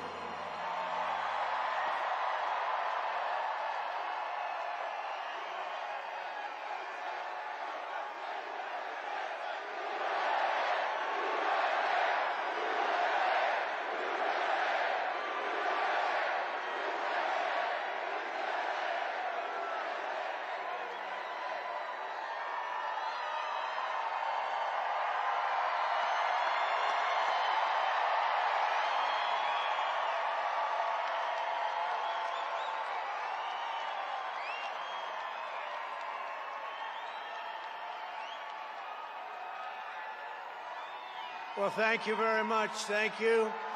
Thank you very much. We won. We won.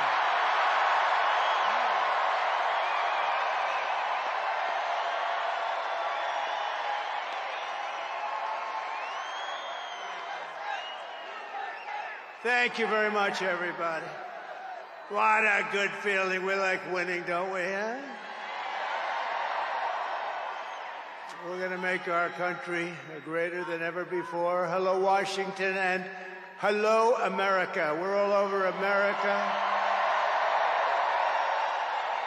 I'm thrilled to be back with so many friends, supporters, and true American patriots on the eve of taking back our country. That's what we're going to do, take back our country. Tomorrow at noon, the curtain closes on 4 long years of American decline, and we begin a brand new day of American strength and prosperity, dignity and pride. Bringing it all back. Once and for all, we're going to end the reign of a failed and corrupt political establishment in Washington, a failed administration. We're not going to take it anymore. We're going to stop the invasion of our borders. We're going to reclaim our wealth. We're going to unlock the liquid gold that's right under our feet, liquid gold. We're going to bring back law and order to our cities. We're going to restore patriotism to our schools, get radical left, woke ideologies the hell out of our military and out of our government. And we are going to make America great again.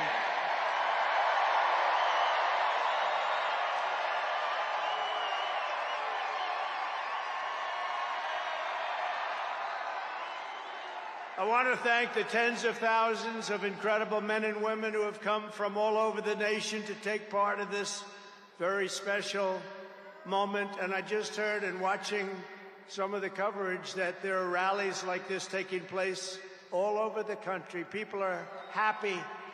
People are happy. It's been a long time. None of this would have been possible without you and the millions of hardworking citizens who have joined our cause. You know, right over there, just noticed a group of beautiful ladies, beautiful women from North Carolina, right here, too. I don't know how the hell they've been to 167 rallies. You believe it? You think their husbands are happy about that? I don't know. But they look beautiful. They're incredible people, and they love our country. Thank you very much. And up here, I see we have front row Joes all over the place. Uncle Sam, Mr. Wall. Oh, boy, oh, boy. But we've been through so much together, and for the next 4 years, I will fight for you every single day. We're going to be fighting for you. This is the greatest political movement in American history. And 75 days ago, we achieved the most epic political victory our country has ever seen. That's what they say. We won the popular vote for the first time of any Republican in many, many years. We swept all 7 swing states by big numbers. We won Pennsylvania, we won Georgia, we won North Carolina, we won Michigan, we won Wisconsin, we won Arizona, we won Nevada. We won them all by historic margins, and we won the great state of Florida by 13 points. Nobody's done that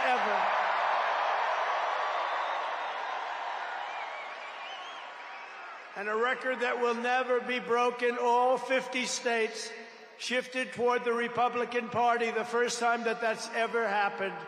All 50 states.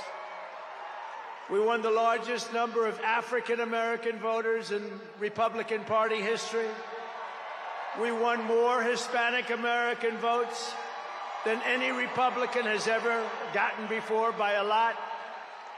And we won Latino men and women, and on top of that, youth, men, women, urban, suburban, rural, and people from everywhere in between are joining us in record numbers. We've never had anything like this. Too big to rig, that's what I used to say. Too big to rig. We made it too big. Oh, and they tried. They tried. It was too big. Around 9:02, they just said, let's get the hell out of here. This isn't working. They were swamped, to put it nicely. We also took back the U.S. Senate. We had some great people running. And the House Republicans won their largest popular vote majority in presidential year since 1928. We had a lot of people voting. So the Senate, the House Republicans, we got all three of them. A little bit close on those two. Senate's in great shape.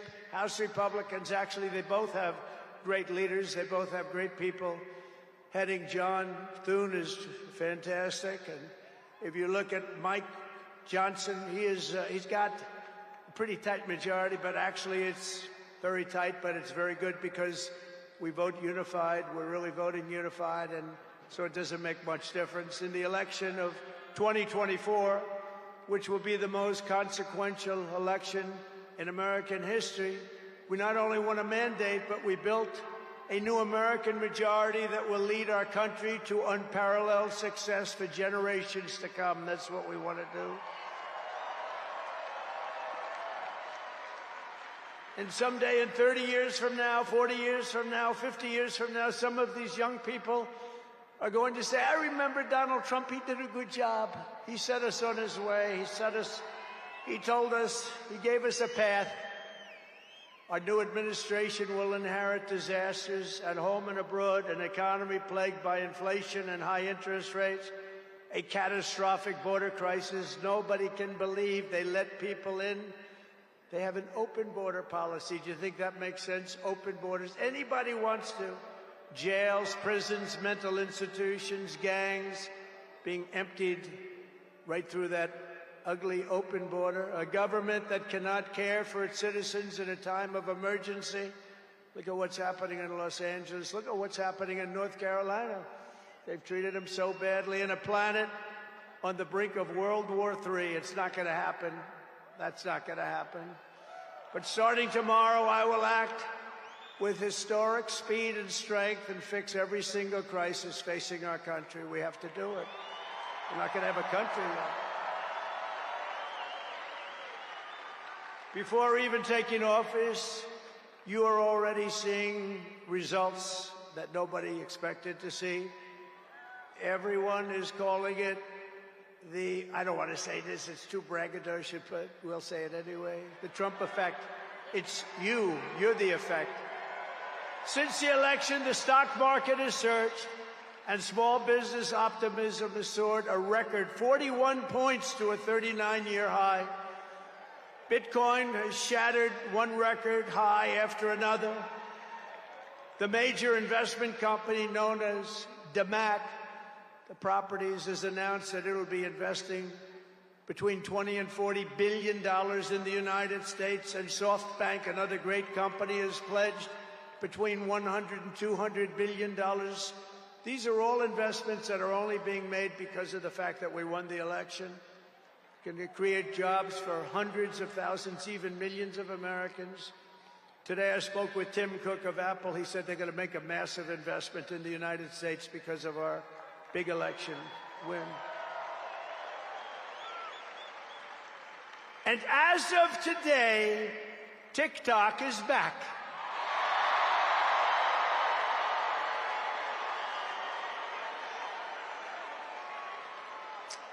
So, you know, I did a little TikTok thing. We have a guy, TikTok Jack. He's a young kid, like 21 years old.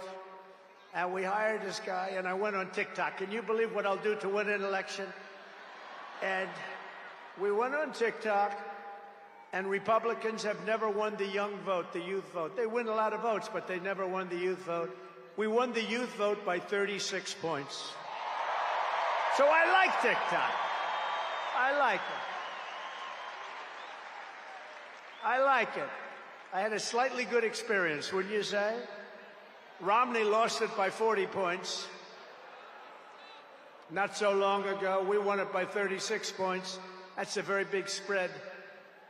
But I said we need to save TikTok because we're talking about a tremendous... Who in this audience goes with TikTok. Many? Yeah, very popular. And frankly, we have no choice. We have to save it. A lot of jobs. We don't want to give our business to China. We don't want to give our business to other people. And I said, you know, TikTok without my approval, meaning the president's approval, because Congress gave the president the right to make a deal, do whatever he wants.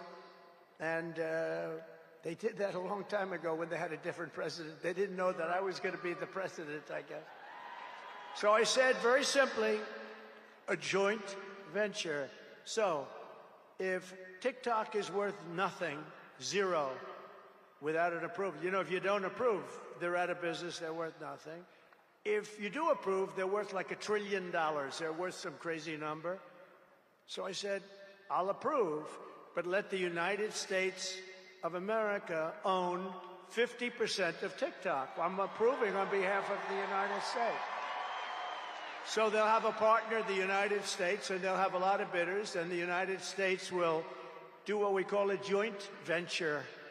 And there's no risk. We're not putting up any money. All we're doing is giving them the approval, without which they don't have anything. So I don't know. It sounds like that works. What do you think? Good? I think so. So whether you like TikTok or not, we're going to make a lot of money. Perhaps most beautiful of all, this week we achieved an epic ceasefire agreement as a first step toward lasting peace in the Middle East. And this agreement could only have happened as a result of our historic victory in November. That was some victory. Was that greatest? I don't even know which was greater, 2016 or this one. I think this one. Look, Honest Abe Lincoln. We have Honest Abe. We have Uncle Sam.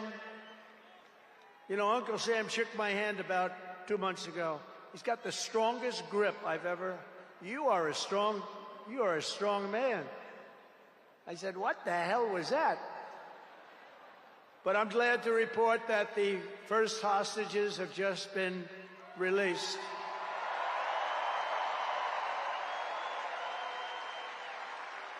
And who knows what's going to happen? I know that Biden is saying that they made the deal. Well, you know,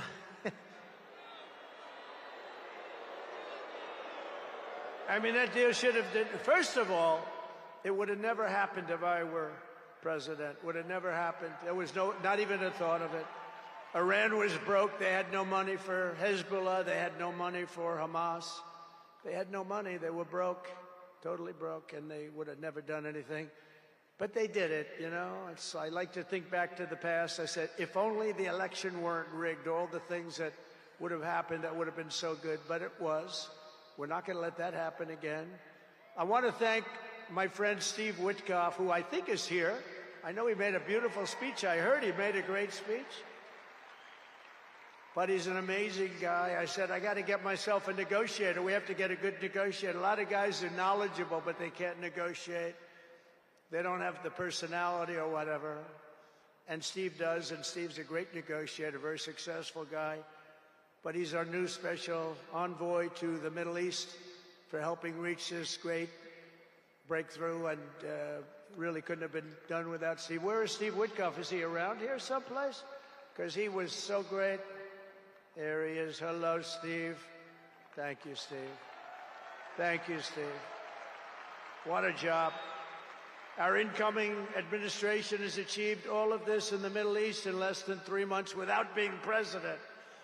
We've achieved more without being president than they've achieved in 4 years with being president. But just imagine all of the good things that we will accomplish together with 4 more years in the White House, and we're going to do a lot of things. You're going to see something tomorrow. You're going to see executive orders that are going to make you extremely happy. Lots of them. Lots of them. We have to set our country on the proper course. By the time the sun sets tomorrow evening, the invasion of our borders will have come to a halt, and all the illegal border trespassers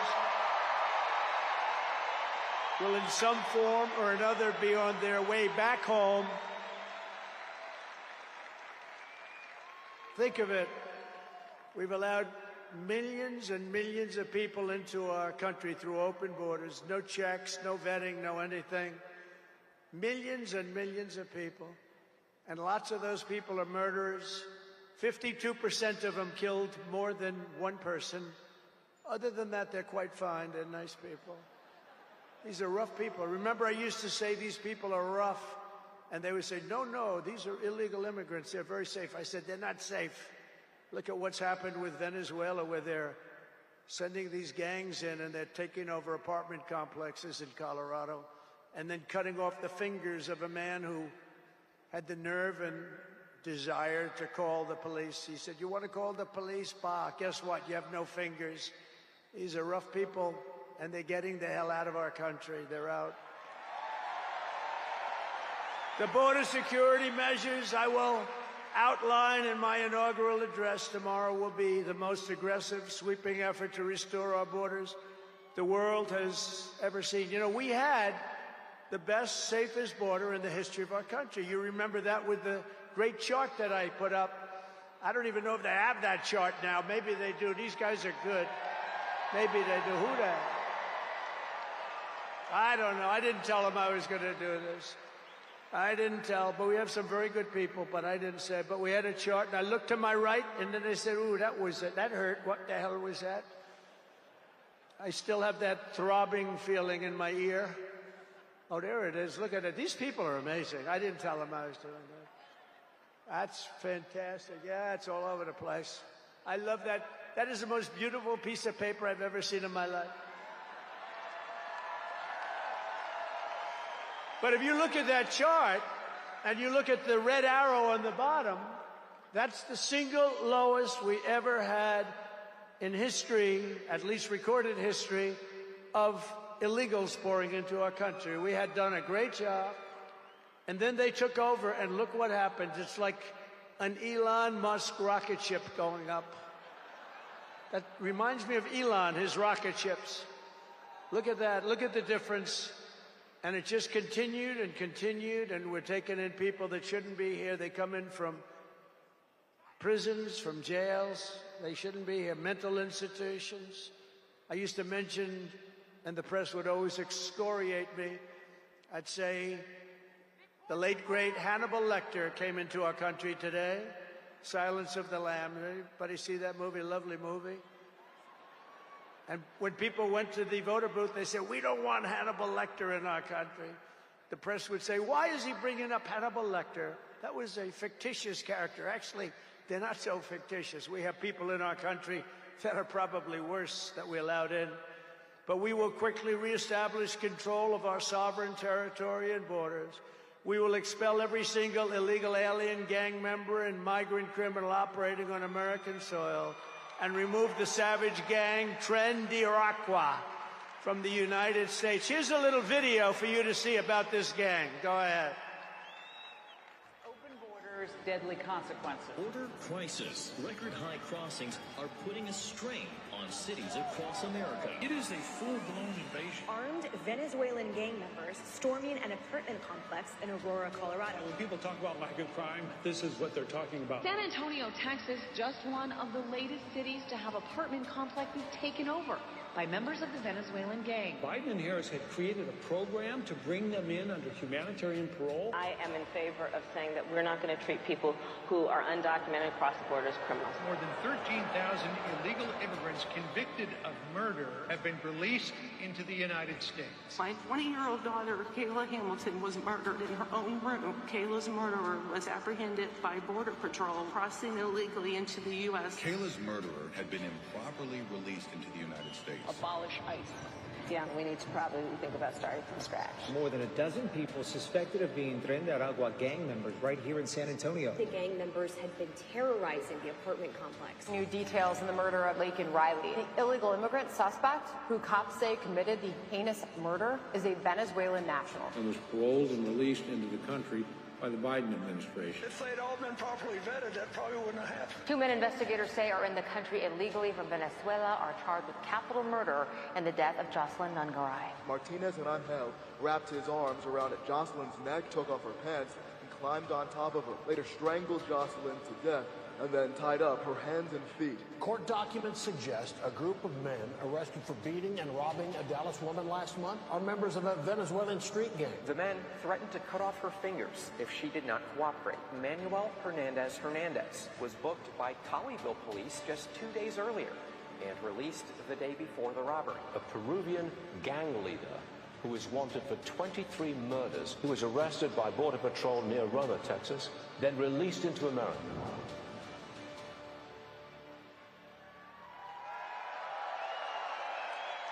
That's what we allowed in, and they're nice people compared to some of them. They're nicer than others. These are really vicious people, gang members, and many, many people from prisons. And crime all over the world is down. You know why? Because they got their criminals into the United States of America. You look at Venezuela, they've emptied their prisons into our country. Many other places the same. I would have done the same if I headed up any of the countries. I know most of those guys are smart. They're leaders. They are smart, streetwise people. As soon as I heard they were going to have open borders, I said, if you do that, every prison all over the world is going to be emptied out into our country. They come in from the Congo. The Congo's big on emptying their prisons. The only thing good about it is they make our criminals look like really nice people. These people are vicious people all over the world, not just South America, all over the world they come, from mental institutions and from jails and prisons. With our actions tomorrow, my administration will deliver justice for every family whose loved one has been stolen from them by migrant crime, including Laken Riley, Rachel Morin, Jocelyn Nungari, Kayla Hamilton, and every other precious American soul that we have lost to these animals. Their memories will live in the hearts forever, in our hearts forever, and we will never, ever forget them. And their contribution, I told their mothers who were devastated, their parents, their fathers, they're devastated. They'll never be the same. They'll never be the same. But I said, your daughter has made a major contribution. Your son has made a major contribution. There are hundreds and even thousands of victims of this horrible atrocity. And you add those numbers to the numbers of crime that we're already going through the roof, and it's something that you wouldn't even believe. Do you remember I did the debate, and I had David Muir from ABC saying, no, crime has gone down. I said, no, it's gone through the roof. Crime has gone through the roof, David. No, crime has gone down. I said it's gone through the roof. And then he goes, I disagree with that. The next day they announced that crime was up like 40%. This guy is, the whole thing is so bad. You can't even imagine how anybody could be for these things of, think of it, open borders, prisons, and mental institutions, men playing in women's sports, transgender for everyone. Transgender. And very soon we'll begin the largest deportation operation in American history, larger and even larger than President Dwight Eisenhower, who has the record right now. And we're going to end the Biden war on American energy and unleash our energy resources to quickly defeat inflation and achieve the lowest cost of energy and electricity on Earth. And we're going to be using our emergency powers to allow countries and entrepreneurs and people with a lot of money build big plants, AI plants. We need double the energy that we already have, and it's going to end up being more than that. And we're going to slash the regulations, environmental regulations that are really put in there in order to stop progress in this country. We're going to also slash something else, the waste in our bloated federal bureaucracy. We will create the new Department of Government Efficiency, headed by a gentleman named Elon Musk, who's here someplace. I don't know where the hell he is. He's here someplace.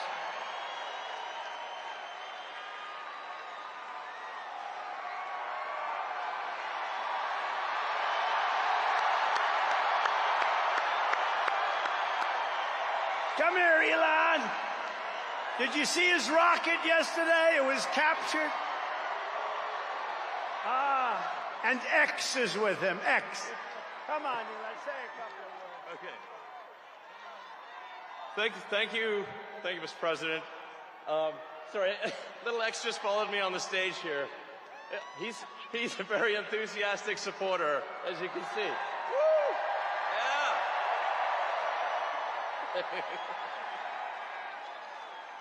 So we're looking forward to making a lot of changes, and you know this victory is the start, really. What matters going forward is to actually make significant changes, cement those changes, and set the foundation for America to be strong for a century, for centuries, forever. So.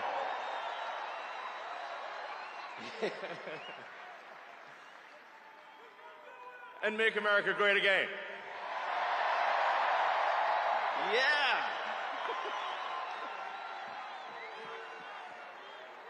So, yeah. So anyway, we're gonna do great things here.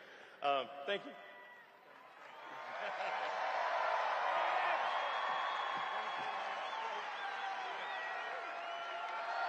Thank you, Elon.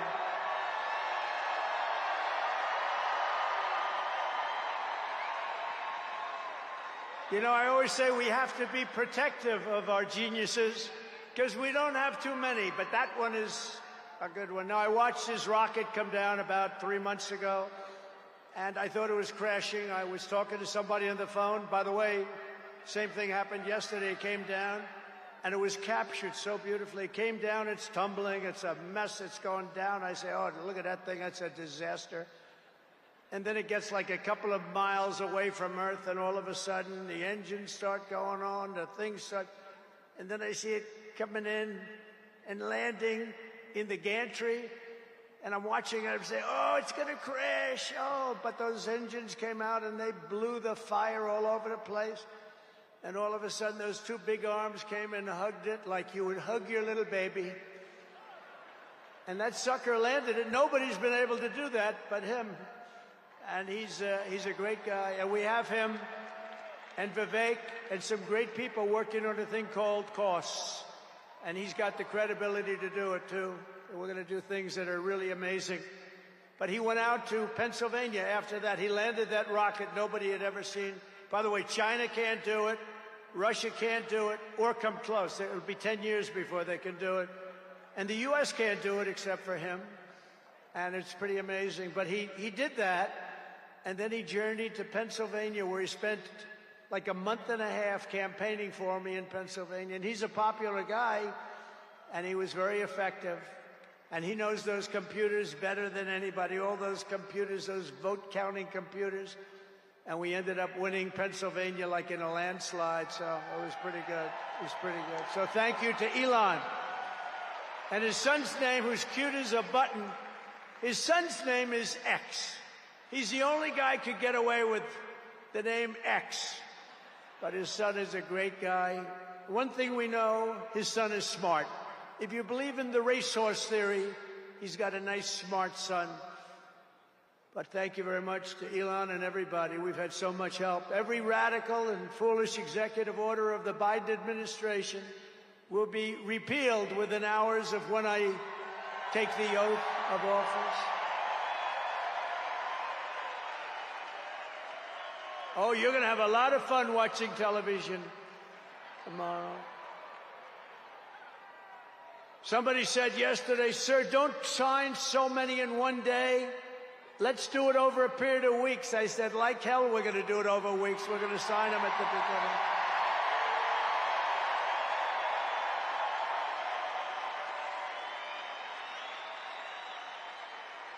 You know that old story. Let's do it later.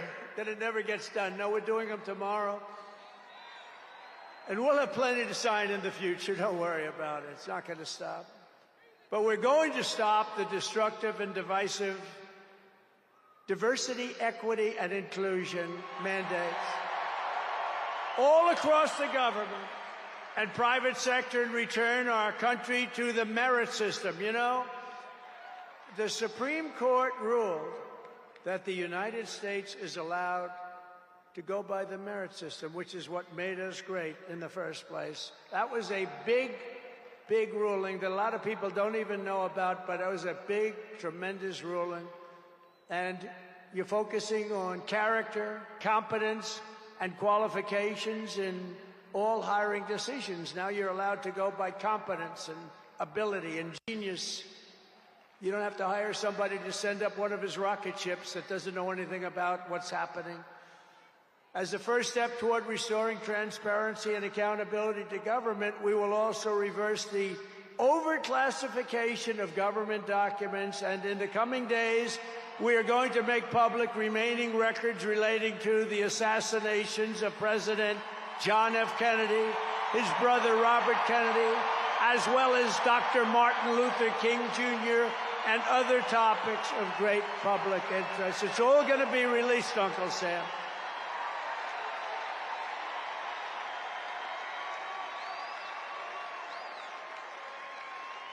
And I will direct our military to begin construction of the great Iron Dome missile defense shield, which will all be made in the USA. And we will get wokeness the hell out of our military immediately and make it like it used to be. Take a look at this.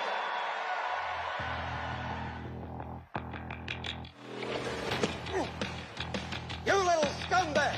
I got your name. I got your ass! You will not laugh. You will not cry. You will learn by the numbers. Happy Pride.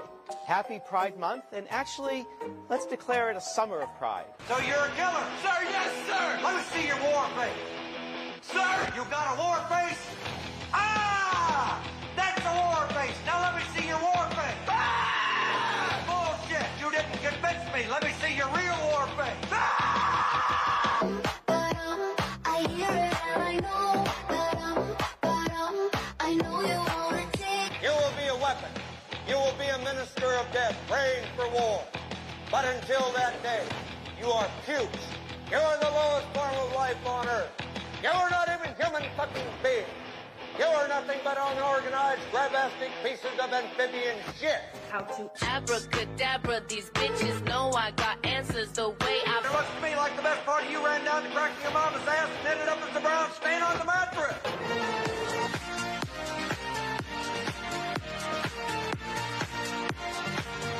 I love working for Uncle Sam. I love working for Uncle Sam. Let me know just who I am. Let me know just who I am. 1, 2, 3, 4, United States Marine Corps. 1, 2, 3, 4, United States Marine Corps.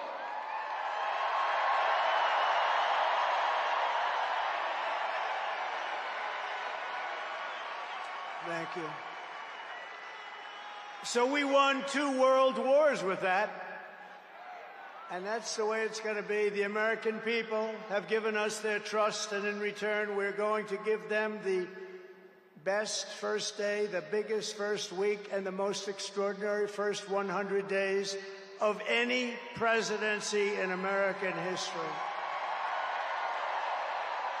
To implement this historic agenda, I've assembled an all-star cabinet of patriots and visionaries and reformers who will fight for America, and together we will win, win, win for America. To restore the spirit of American Armed Forces, I have appointed Pete Hegseth as our next Secretary of Defense. Where's Pete?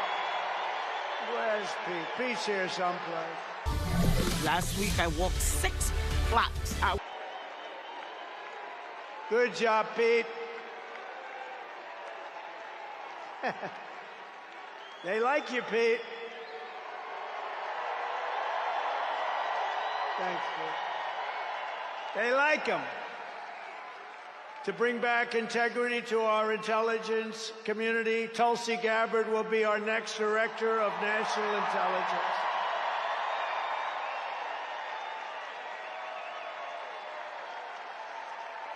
To make America healthy again, we will have Robert F. Kennedy Jr. as Secretary of Health and Human Services.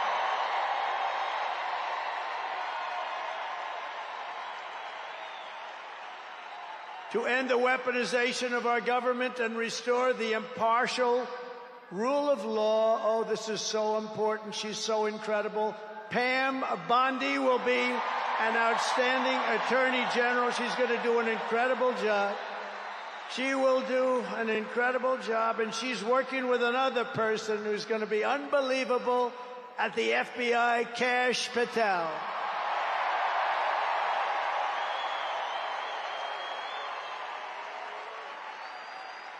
And tomorrow, everybody in this very large arena will be very happy with my decision on the J6 hostages. Very happy. I think you'll be very, very happy. I would say about 99.9% in this beautiful arena. And by the way, I want to thank the owners of this arena. They are great. They're up here someplace in one of those beautiful boxes. And their team is doing very well, and Ovechkin is a great player, right? But I want to thank Ted and all of the owners for allowing this to take place. It was really great. And thank you. It's a hell of an operation. Great place. Fantastic arena. Thank you, Ted. Thank you, everybody. At Homeland Security, we will have a tough leader in Kristi Noem, and we will have an outstanding Secretary of Transportation in Sean Duffy, Congressman Sean Duffy.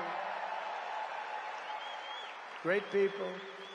And we're going to win so much that Governor Burgum of the Interior, you know Governor Burgum, one of the best governors in the country, is in charge of Department of the Interior, and the hottest man anywhere in the world for energy. When I announced him, people couldn't believe it. You didn't hear of him, but if you're in the energy business, he's considered the absolute best. Mr. Chris Wright of the Energy Department. He's going to head up the Energy Department. He's the hottest guy, and there is anybody in the energy business. They said, I can't believe you got Chris Wright. And a man named Marco Rubio is going to be our great future Secretary of State. And Howard Lutnick, a tremendous success on Wall Street, is going to be our Secretary of Commerce. They have to go through these drills, but they're going to. And I want to thank the Republican senators. They've been doing great. And John Thune has been doing a great job in moving the process along quickly. We're going to have a lot of them hopefully approved very quickly. And a very special woman, Linda McMahon, is going to be our future Secretary of Education, which we're going to be giving back to the states. Let the state run education.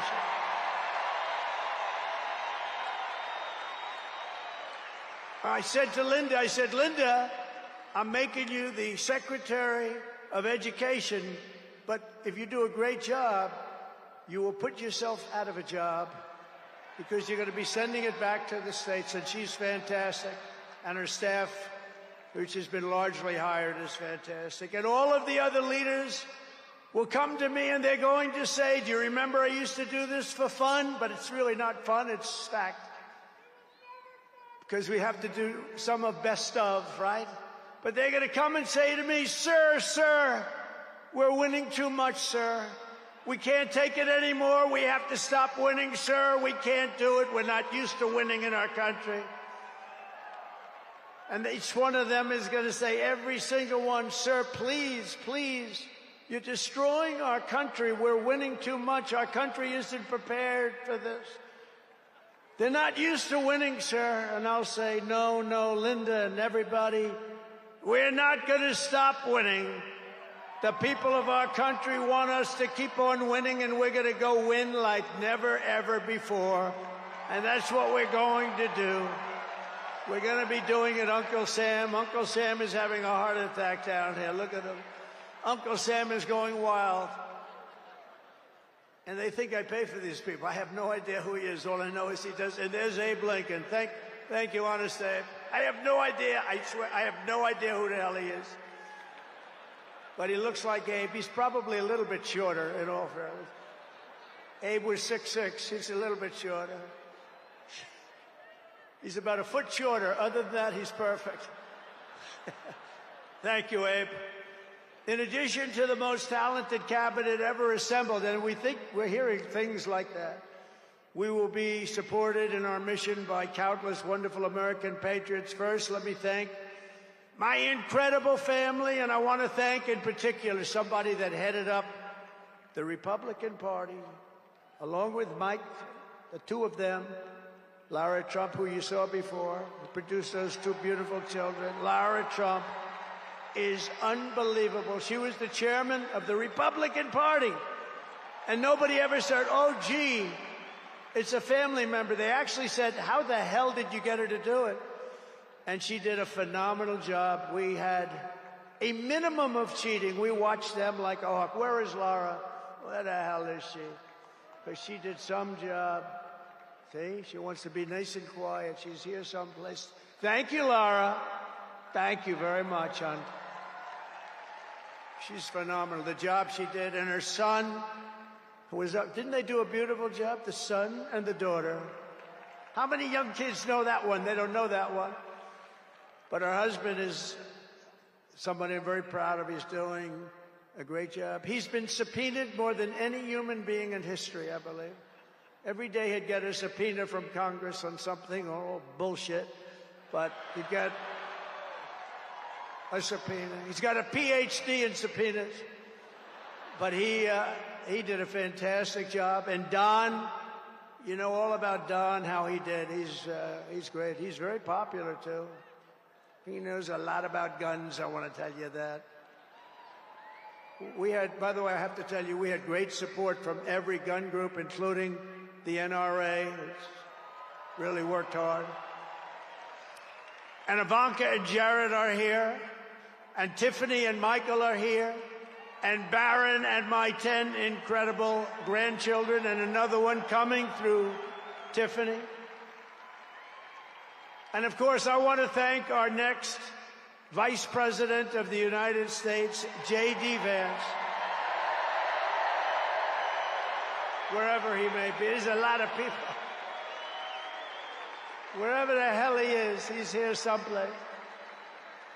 It's a lot of people. It's a little tough when you say, where is he? You know, you got a lot of people in here. But J.D. Vance has been extraordinary. And he's got an unbelievable wife, the Second Lady of the United States, Usha Vance. So, Usha, thank you very much. Beautiful couple, great people. We're also pleased to be joined tonight by Hulk Hogan, the Hulkster. The Hulkster. One thing, it's not hard to find him. All he has to do is stand up and you say, there he is. But he's great. And Kid Rock, wow. Kid Rock is a friend of mine. He's a friend of mine for a long, long time. He did that thing on Budweiser. Budweiser will never be the same when he did the gun with a MAGA hat. That was the commercial that everybody saw. Also with us tonight is a great actor, tremendously talented guy, John Voight, who's great and a friend of mine. And Sylvester Stallone is here. Great guy. And you know, I got Mel Gibson, Sylvester Stallone, and John Voight to become ambassadors to Hollywood, California, to put it back on track. So they're all ambassadors. You have to refer to them as ambassador, Mr. Ambassador. And a man who's got an army of young people, Charlie Kirk, is here. And I want to thank Charlie. Charlie is fantastic. I mean, this guy, don't believe the stuff when you hear the kids are liberal. They're not liberal. Maybe they used to be, but they're not anymore. You got to see how many people are for us. And I want to thank Megyn Kelly. She's been terrific. She's been really good. And Billy Ray Cyrus. And Lee Greenwood, wow, has he been something. What a song and what a man. And you know, by the way, these microphones, you see the microphones? I said, what the hell are those microphones doing standing behind me? You're going to have a little special treat at the end of this speech. I don't want to tell you because you'll rush me off the stage. Get off the stage. But you have a little special treat, and I won't tell you, but let's put it this way. It's the people that 30 years ago had a hot song, never hit #1, hit #5. But 30 years later, it hit #1 week after week. And they're here to sing. They're here to sing. For you. And you won't recognize them. They're slightly larger than they used to be, but that's the way life goes. We can all tell you, that's the way life goes. There's nothing we can do about that. Sebastian Gorka, stand up, Sebastian. I see Sebastian there. There's a patriot. He's been with me through thick and thin, right, Sebastian? Now he's with the administration. Thank you. Great guy. And again, I want to thank Elon for what he did in Pennsylvania. He worked so hard. He worked so hard in Pennsylvania. A great guy and a man who is a champion. A man who took something from nothing. Everybody said this is something will never work. It's too violent. But he understood people. He said they like violence, unfortunately, right? But a man who understood fighting better than any man ever. There's never been anything like this. What Dana White did with the UFC and building it into a monster sport franchise. So I want to thank Dana White of USC for being here. And Dana, you've done a job like nobody could have done. Thank you. A great guy and a friend of mine. A great friend of mine. He's a tough cookie. You want him on your side at all times. Every one of those people you want on your side. And we have dozens of other celebrities and everything, but we're going to get back to what we're doing. But I do want to say, in the audience, we have many governors, many senators, many members of Congress, and other distinguished guests, far too many to name, unless you'd like me to name them. No? Do you want me to name governors, senators, and Congress people? No. I thought you were going to say that. Sorry, governors.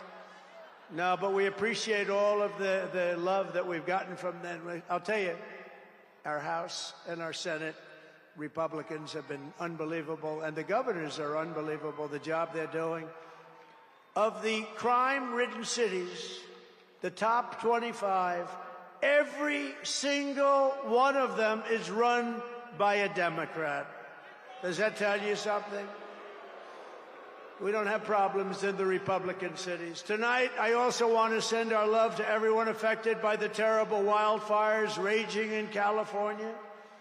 We're praying for you all. We love you all. We're going to be there very soon. I'm going to go out there on Friday to see it and to get it moving back. We're going to get some of the best builders in the world, and we'll get it moving back. And I also want to pay my respects to the great people of North Carolina. You know, I won it every single time. And they've been treated very badly. FEMA almost didn't know it existed. And we're going to get North Carolina rocking and rolling, okay? We're going to get them rocking and rolling. They've been treated very badly as a state. Together we will rebuild Los Angeles better, more beautiful than ever before. We're going to get it going. We have the best builders in the world. It's the only people that could do it. Nobody else knows what the hell they're doing. And in 2028, the Los Angeles Olympics will be one of the great sporting events and patriotic celebrations in history. I was with Gianni, the head of the Olympics, and because of the wildfires, they're going to do a special job. They're going to really do something very special on the Olympics. And the opposite. Some people say, oh, maybe the Olympics can't go there. It turned out just the opposite. They came to see me the other day, and the committee, and it's just the opposite. So the Olympics is great. And Johnny, for the others, you know, the World Cup, Johnny is the head of it. We had our top people, Wasserman. They all came in on the Olympics, and then I saw Johnny. And we got the World Cup, too. And, you know, it's only because they rigged the election that I'll be your president representing you there. You know, I got both of them. I got the Olympics and I got the World Cup. And I said, you know, it's too bad. One was in 2026 and the other was in 2028. And I said, I won't be there. I won't be your president. But then they rigged the election, and now we won, so I'm going to be your president for the Olympics and for the World Cup. So, Johnny, thank you for the World Cup. And everybody, thank you for the Olympics. We're going to have a great time. We have another thing happening. 250 years. A celebration like no other. 250 years. And that's going to be taking place next year. So we have a lot of big events coming. And everything we do everything. We take it very, very seriously. But what do we do more than anything else? We put America first. And it all starts tomorrow when I raise my hand on the Bible to be sworn as we'll be sworn in tomorrow. We're all going to be sworn in together. That's the way I look at it. It's not me, it's you. Greatest of all time. So we will be sworn in tomorrow. I'll be representing you as your 47th President of the United States.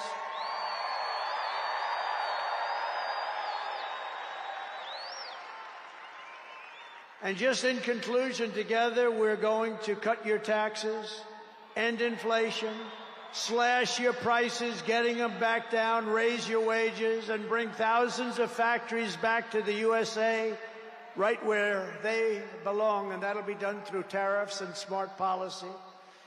We will build American, we will buy American, and we will hire American.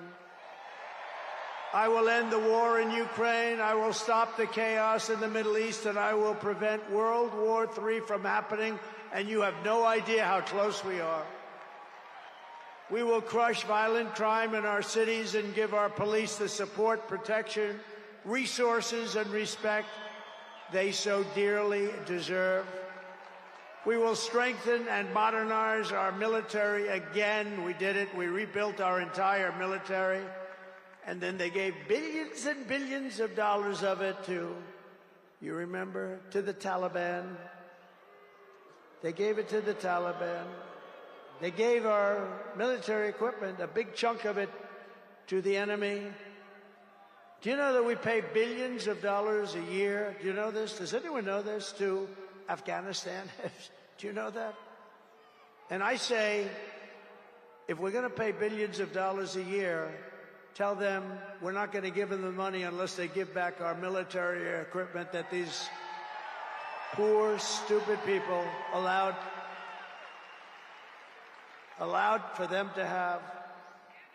So we'll give them a couple of bucks. We want the military equipment back. We will rebuild our once great cities, including our capital in Washington, D.C., making them safe, clean, and beautiful again.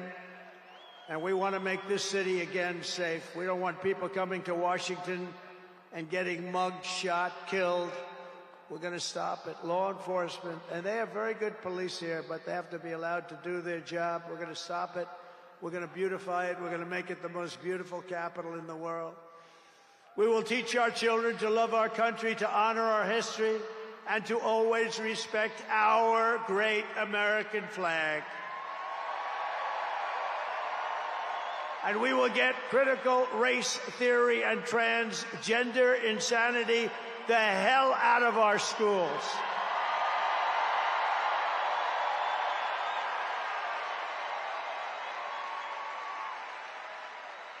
And always remember, this is so easy, this will be done tomorrow. We will keep men out of women's sports. It's over. I will defend religious liberty. I will restore free speech, and I will defend the right to keep and bear arms. We're going to defend that. After years of building up foreign nations, defending foreign borders, and protecting foreign lands, we are finally going to build up our country, defend our borders, and protect our citizens. And we will stop illegal immigration once and for all. We will not be invaded. We will not be occupied. We will not be overrun. We will not be conquered. We will be a free and proud nation once again, and that will take place tomorrow at 12 o'clock.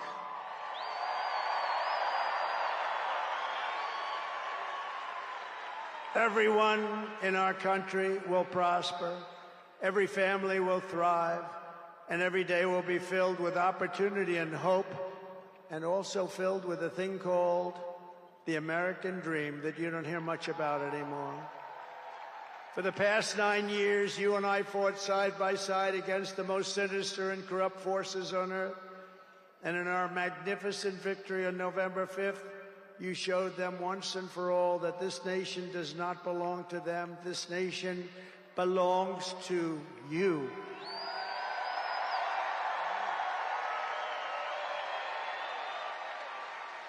From New York to Los Angeles, from Philadelphia to Phoenix, from Chicago to Miami, and from Houston to right here in Washington, D.C. Our country was won and built by generations of patriots who gave everything they had for our rights and for our freedom. They were farmers and soldiers, cowboys and factory workers, steel workers, coal miners, police officers, and pioneers who pushed onward, marched forward, and let no obstacle stand in their path. Nothing could get in their way. Together they laid down the railroads, raised up the skyscrapers, built the great highways, won 2 world wars, defeated fascism and communism, and launched American astronauts to the moon. It was hard-working patriots like you who built this country, and 75 days ago on November 5th, it was hard-working patriots like you who saved our country. You saved our country. Now, after all we have been through together, we stand on the verge of the 4 greatest years in American history. With your help, we will restore America's promise, and we will rebuild the nation that we all love so much. We are one people, one family, and one glorious nation under God. We will never give in. We will never give up. We will never back down, and we will never, ever, ever, ever surrender. We will fight, fight, fight, and we will win, win, win. And together, we will make America powerful again. We will make America wealthy again. We will make America healthy again. We will make America strong again. We will make America proud again. We will make America safe again. And we will make America great again. Thank you very much. Thank you very much. What a great victory for everybody. Thank you, America. Thank you very much. Thank you.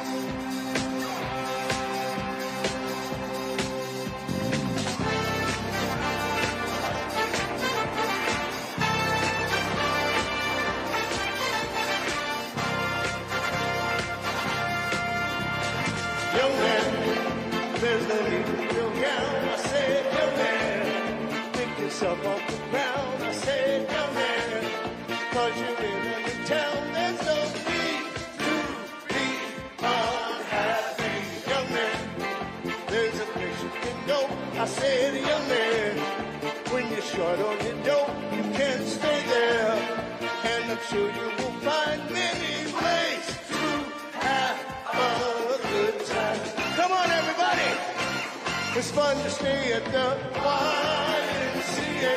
Fun to stay at the YMCA. They have everything for your men to enjoy. You can hang out with all the boys. Fun to stay at the YMCA. Fun to stay at the YMCA. You can get yourself clean, have a good meal, do what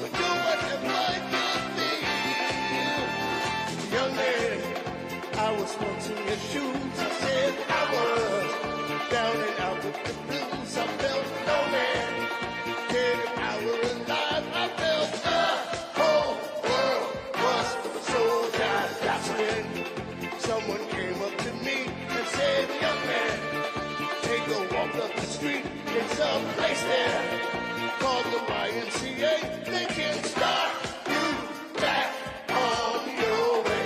Everybody, it's fun to stay at the YMCA. It's fun to stay at the YMCA. They have everything for your man to enjoy. You can hang out with all the boys. YMCA. It's fun to stay at the YMCA. Young man, there's no need to feel down. Young man, take yourself off the ground. YMCA.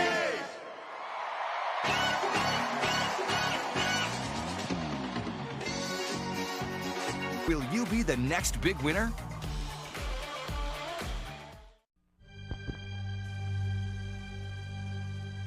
I, yes, children, do solemnly swear. She will faithfully execute the office of President of the United States. That I will faithfully execute the office of President of the United States. And will, to the best of my ability, preserve, protect, and defend the Constitution of the United States. So help me God.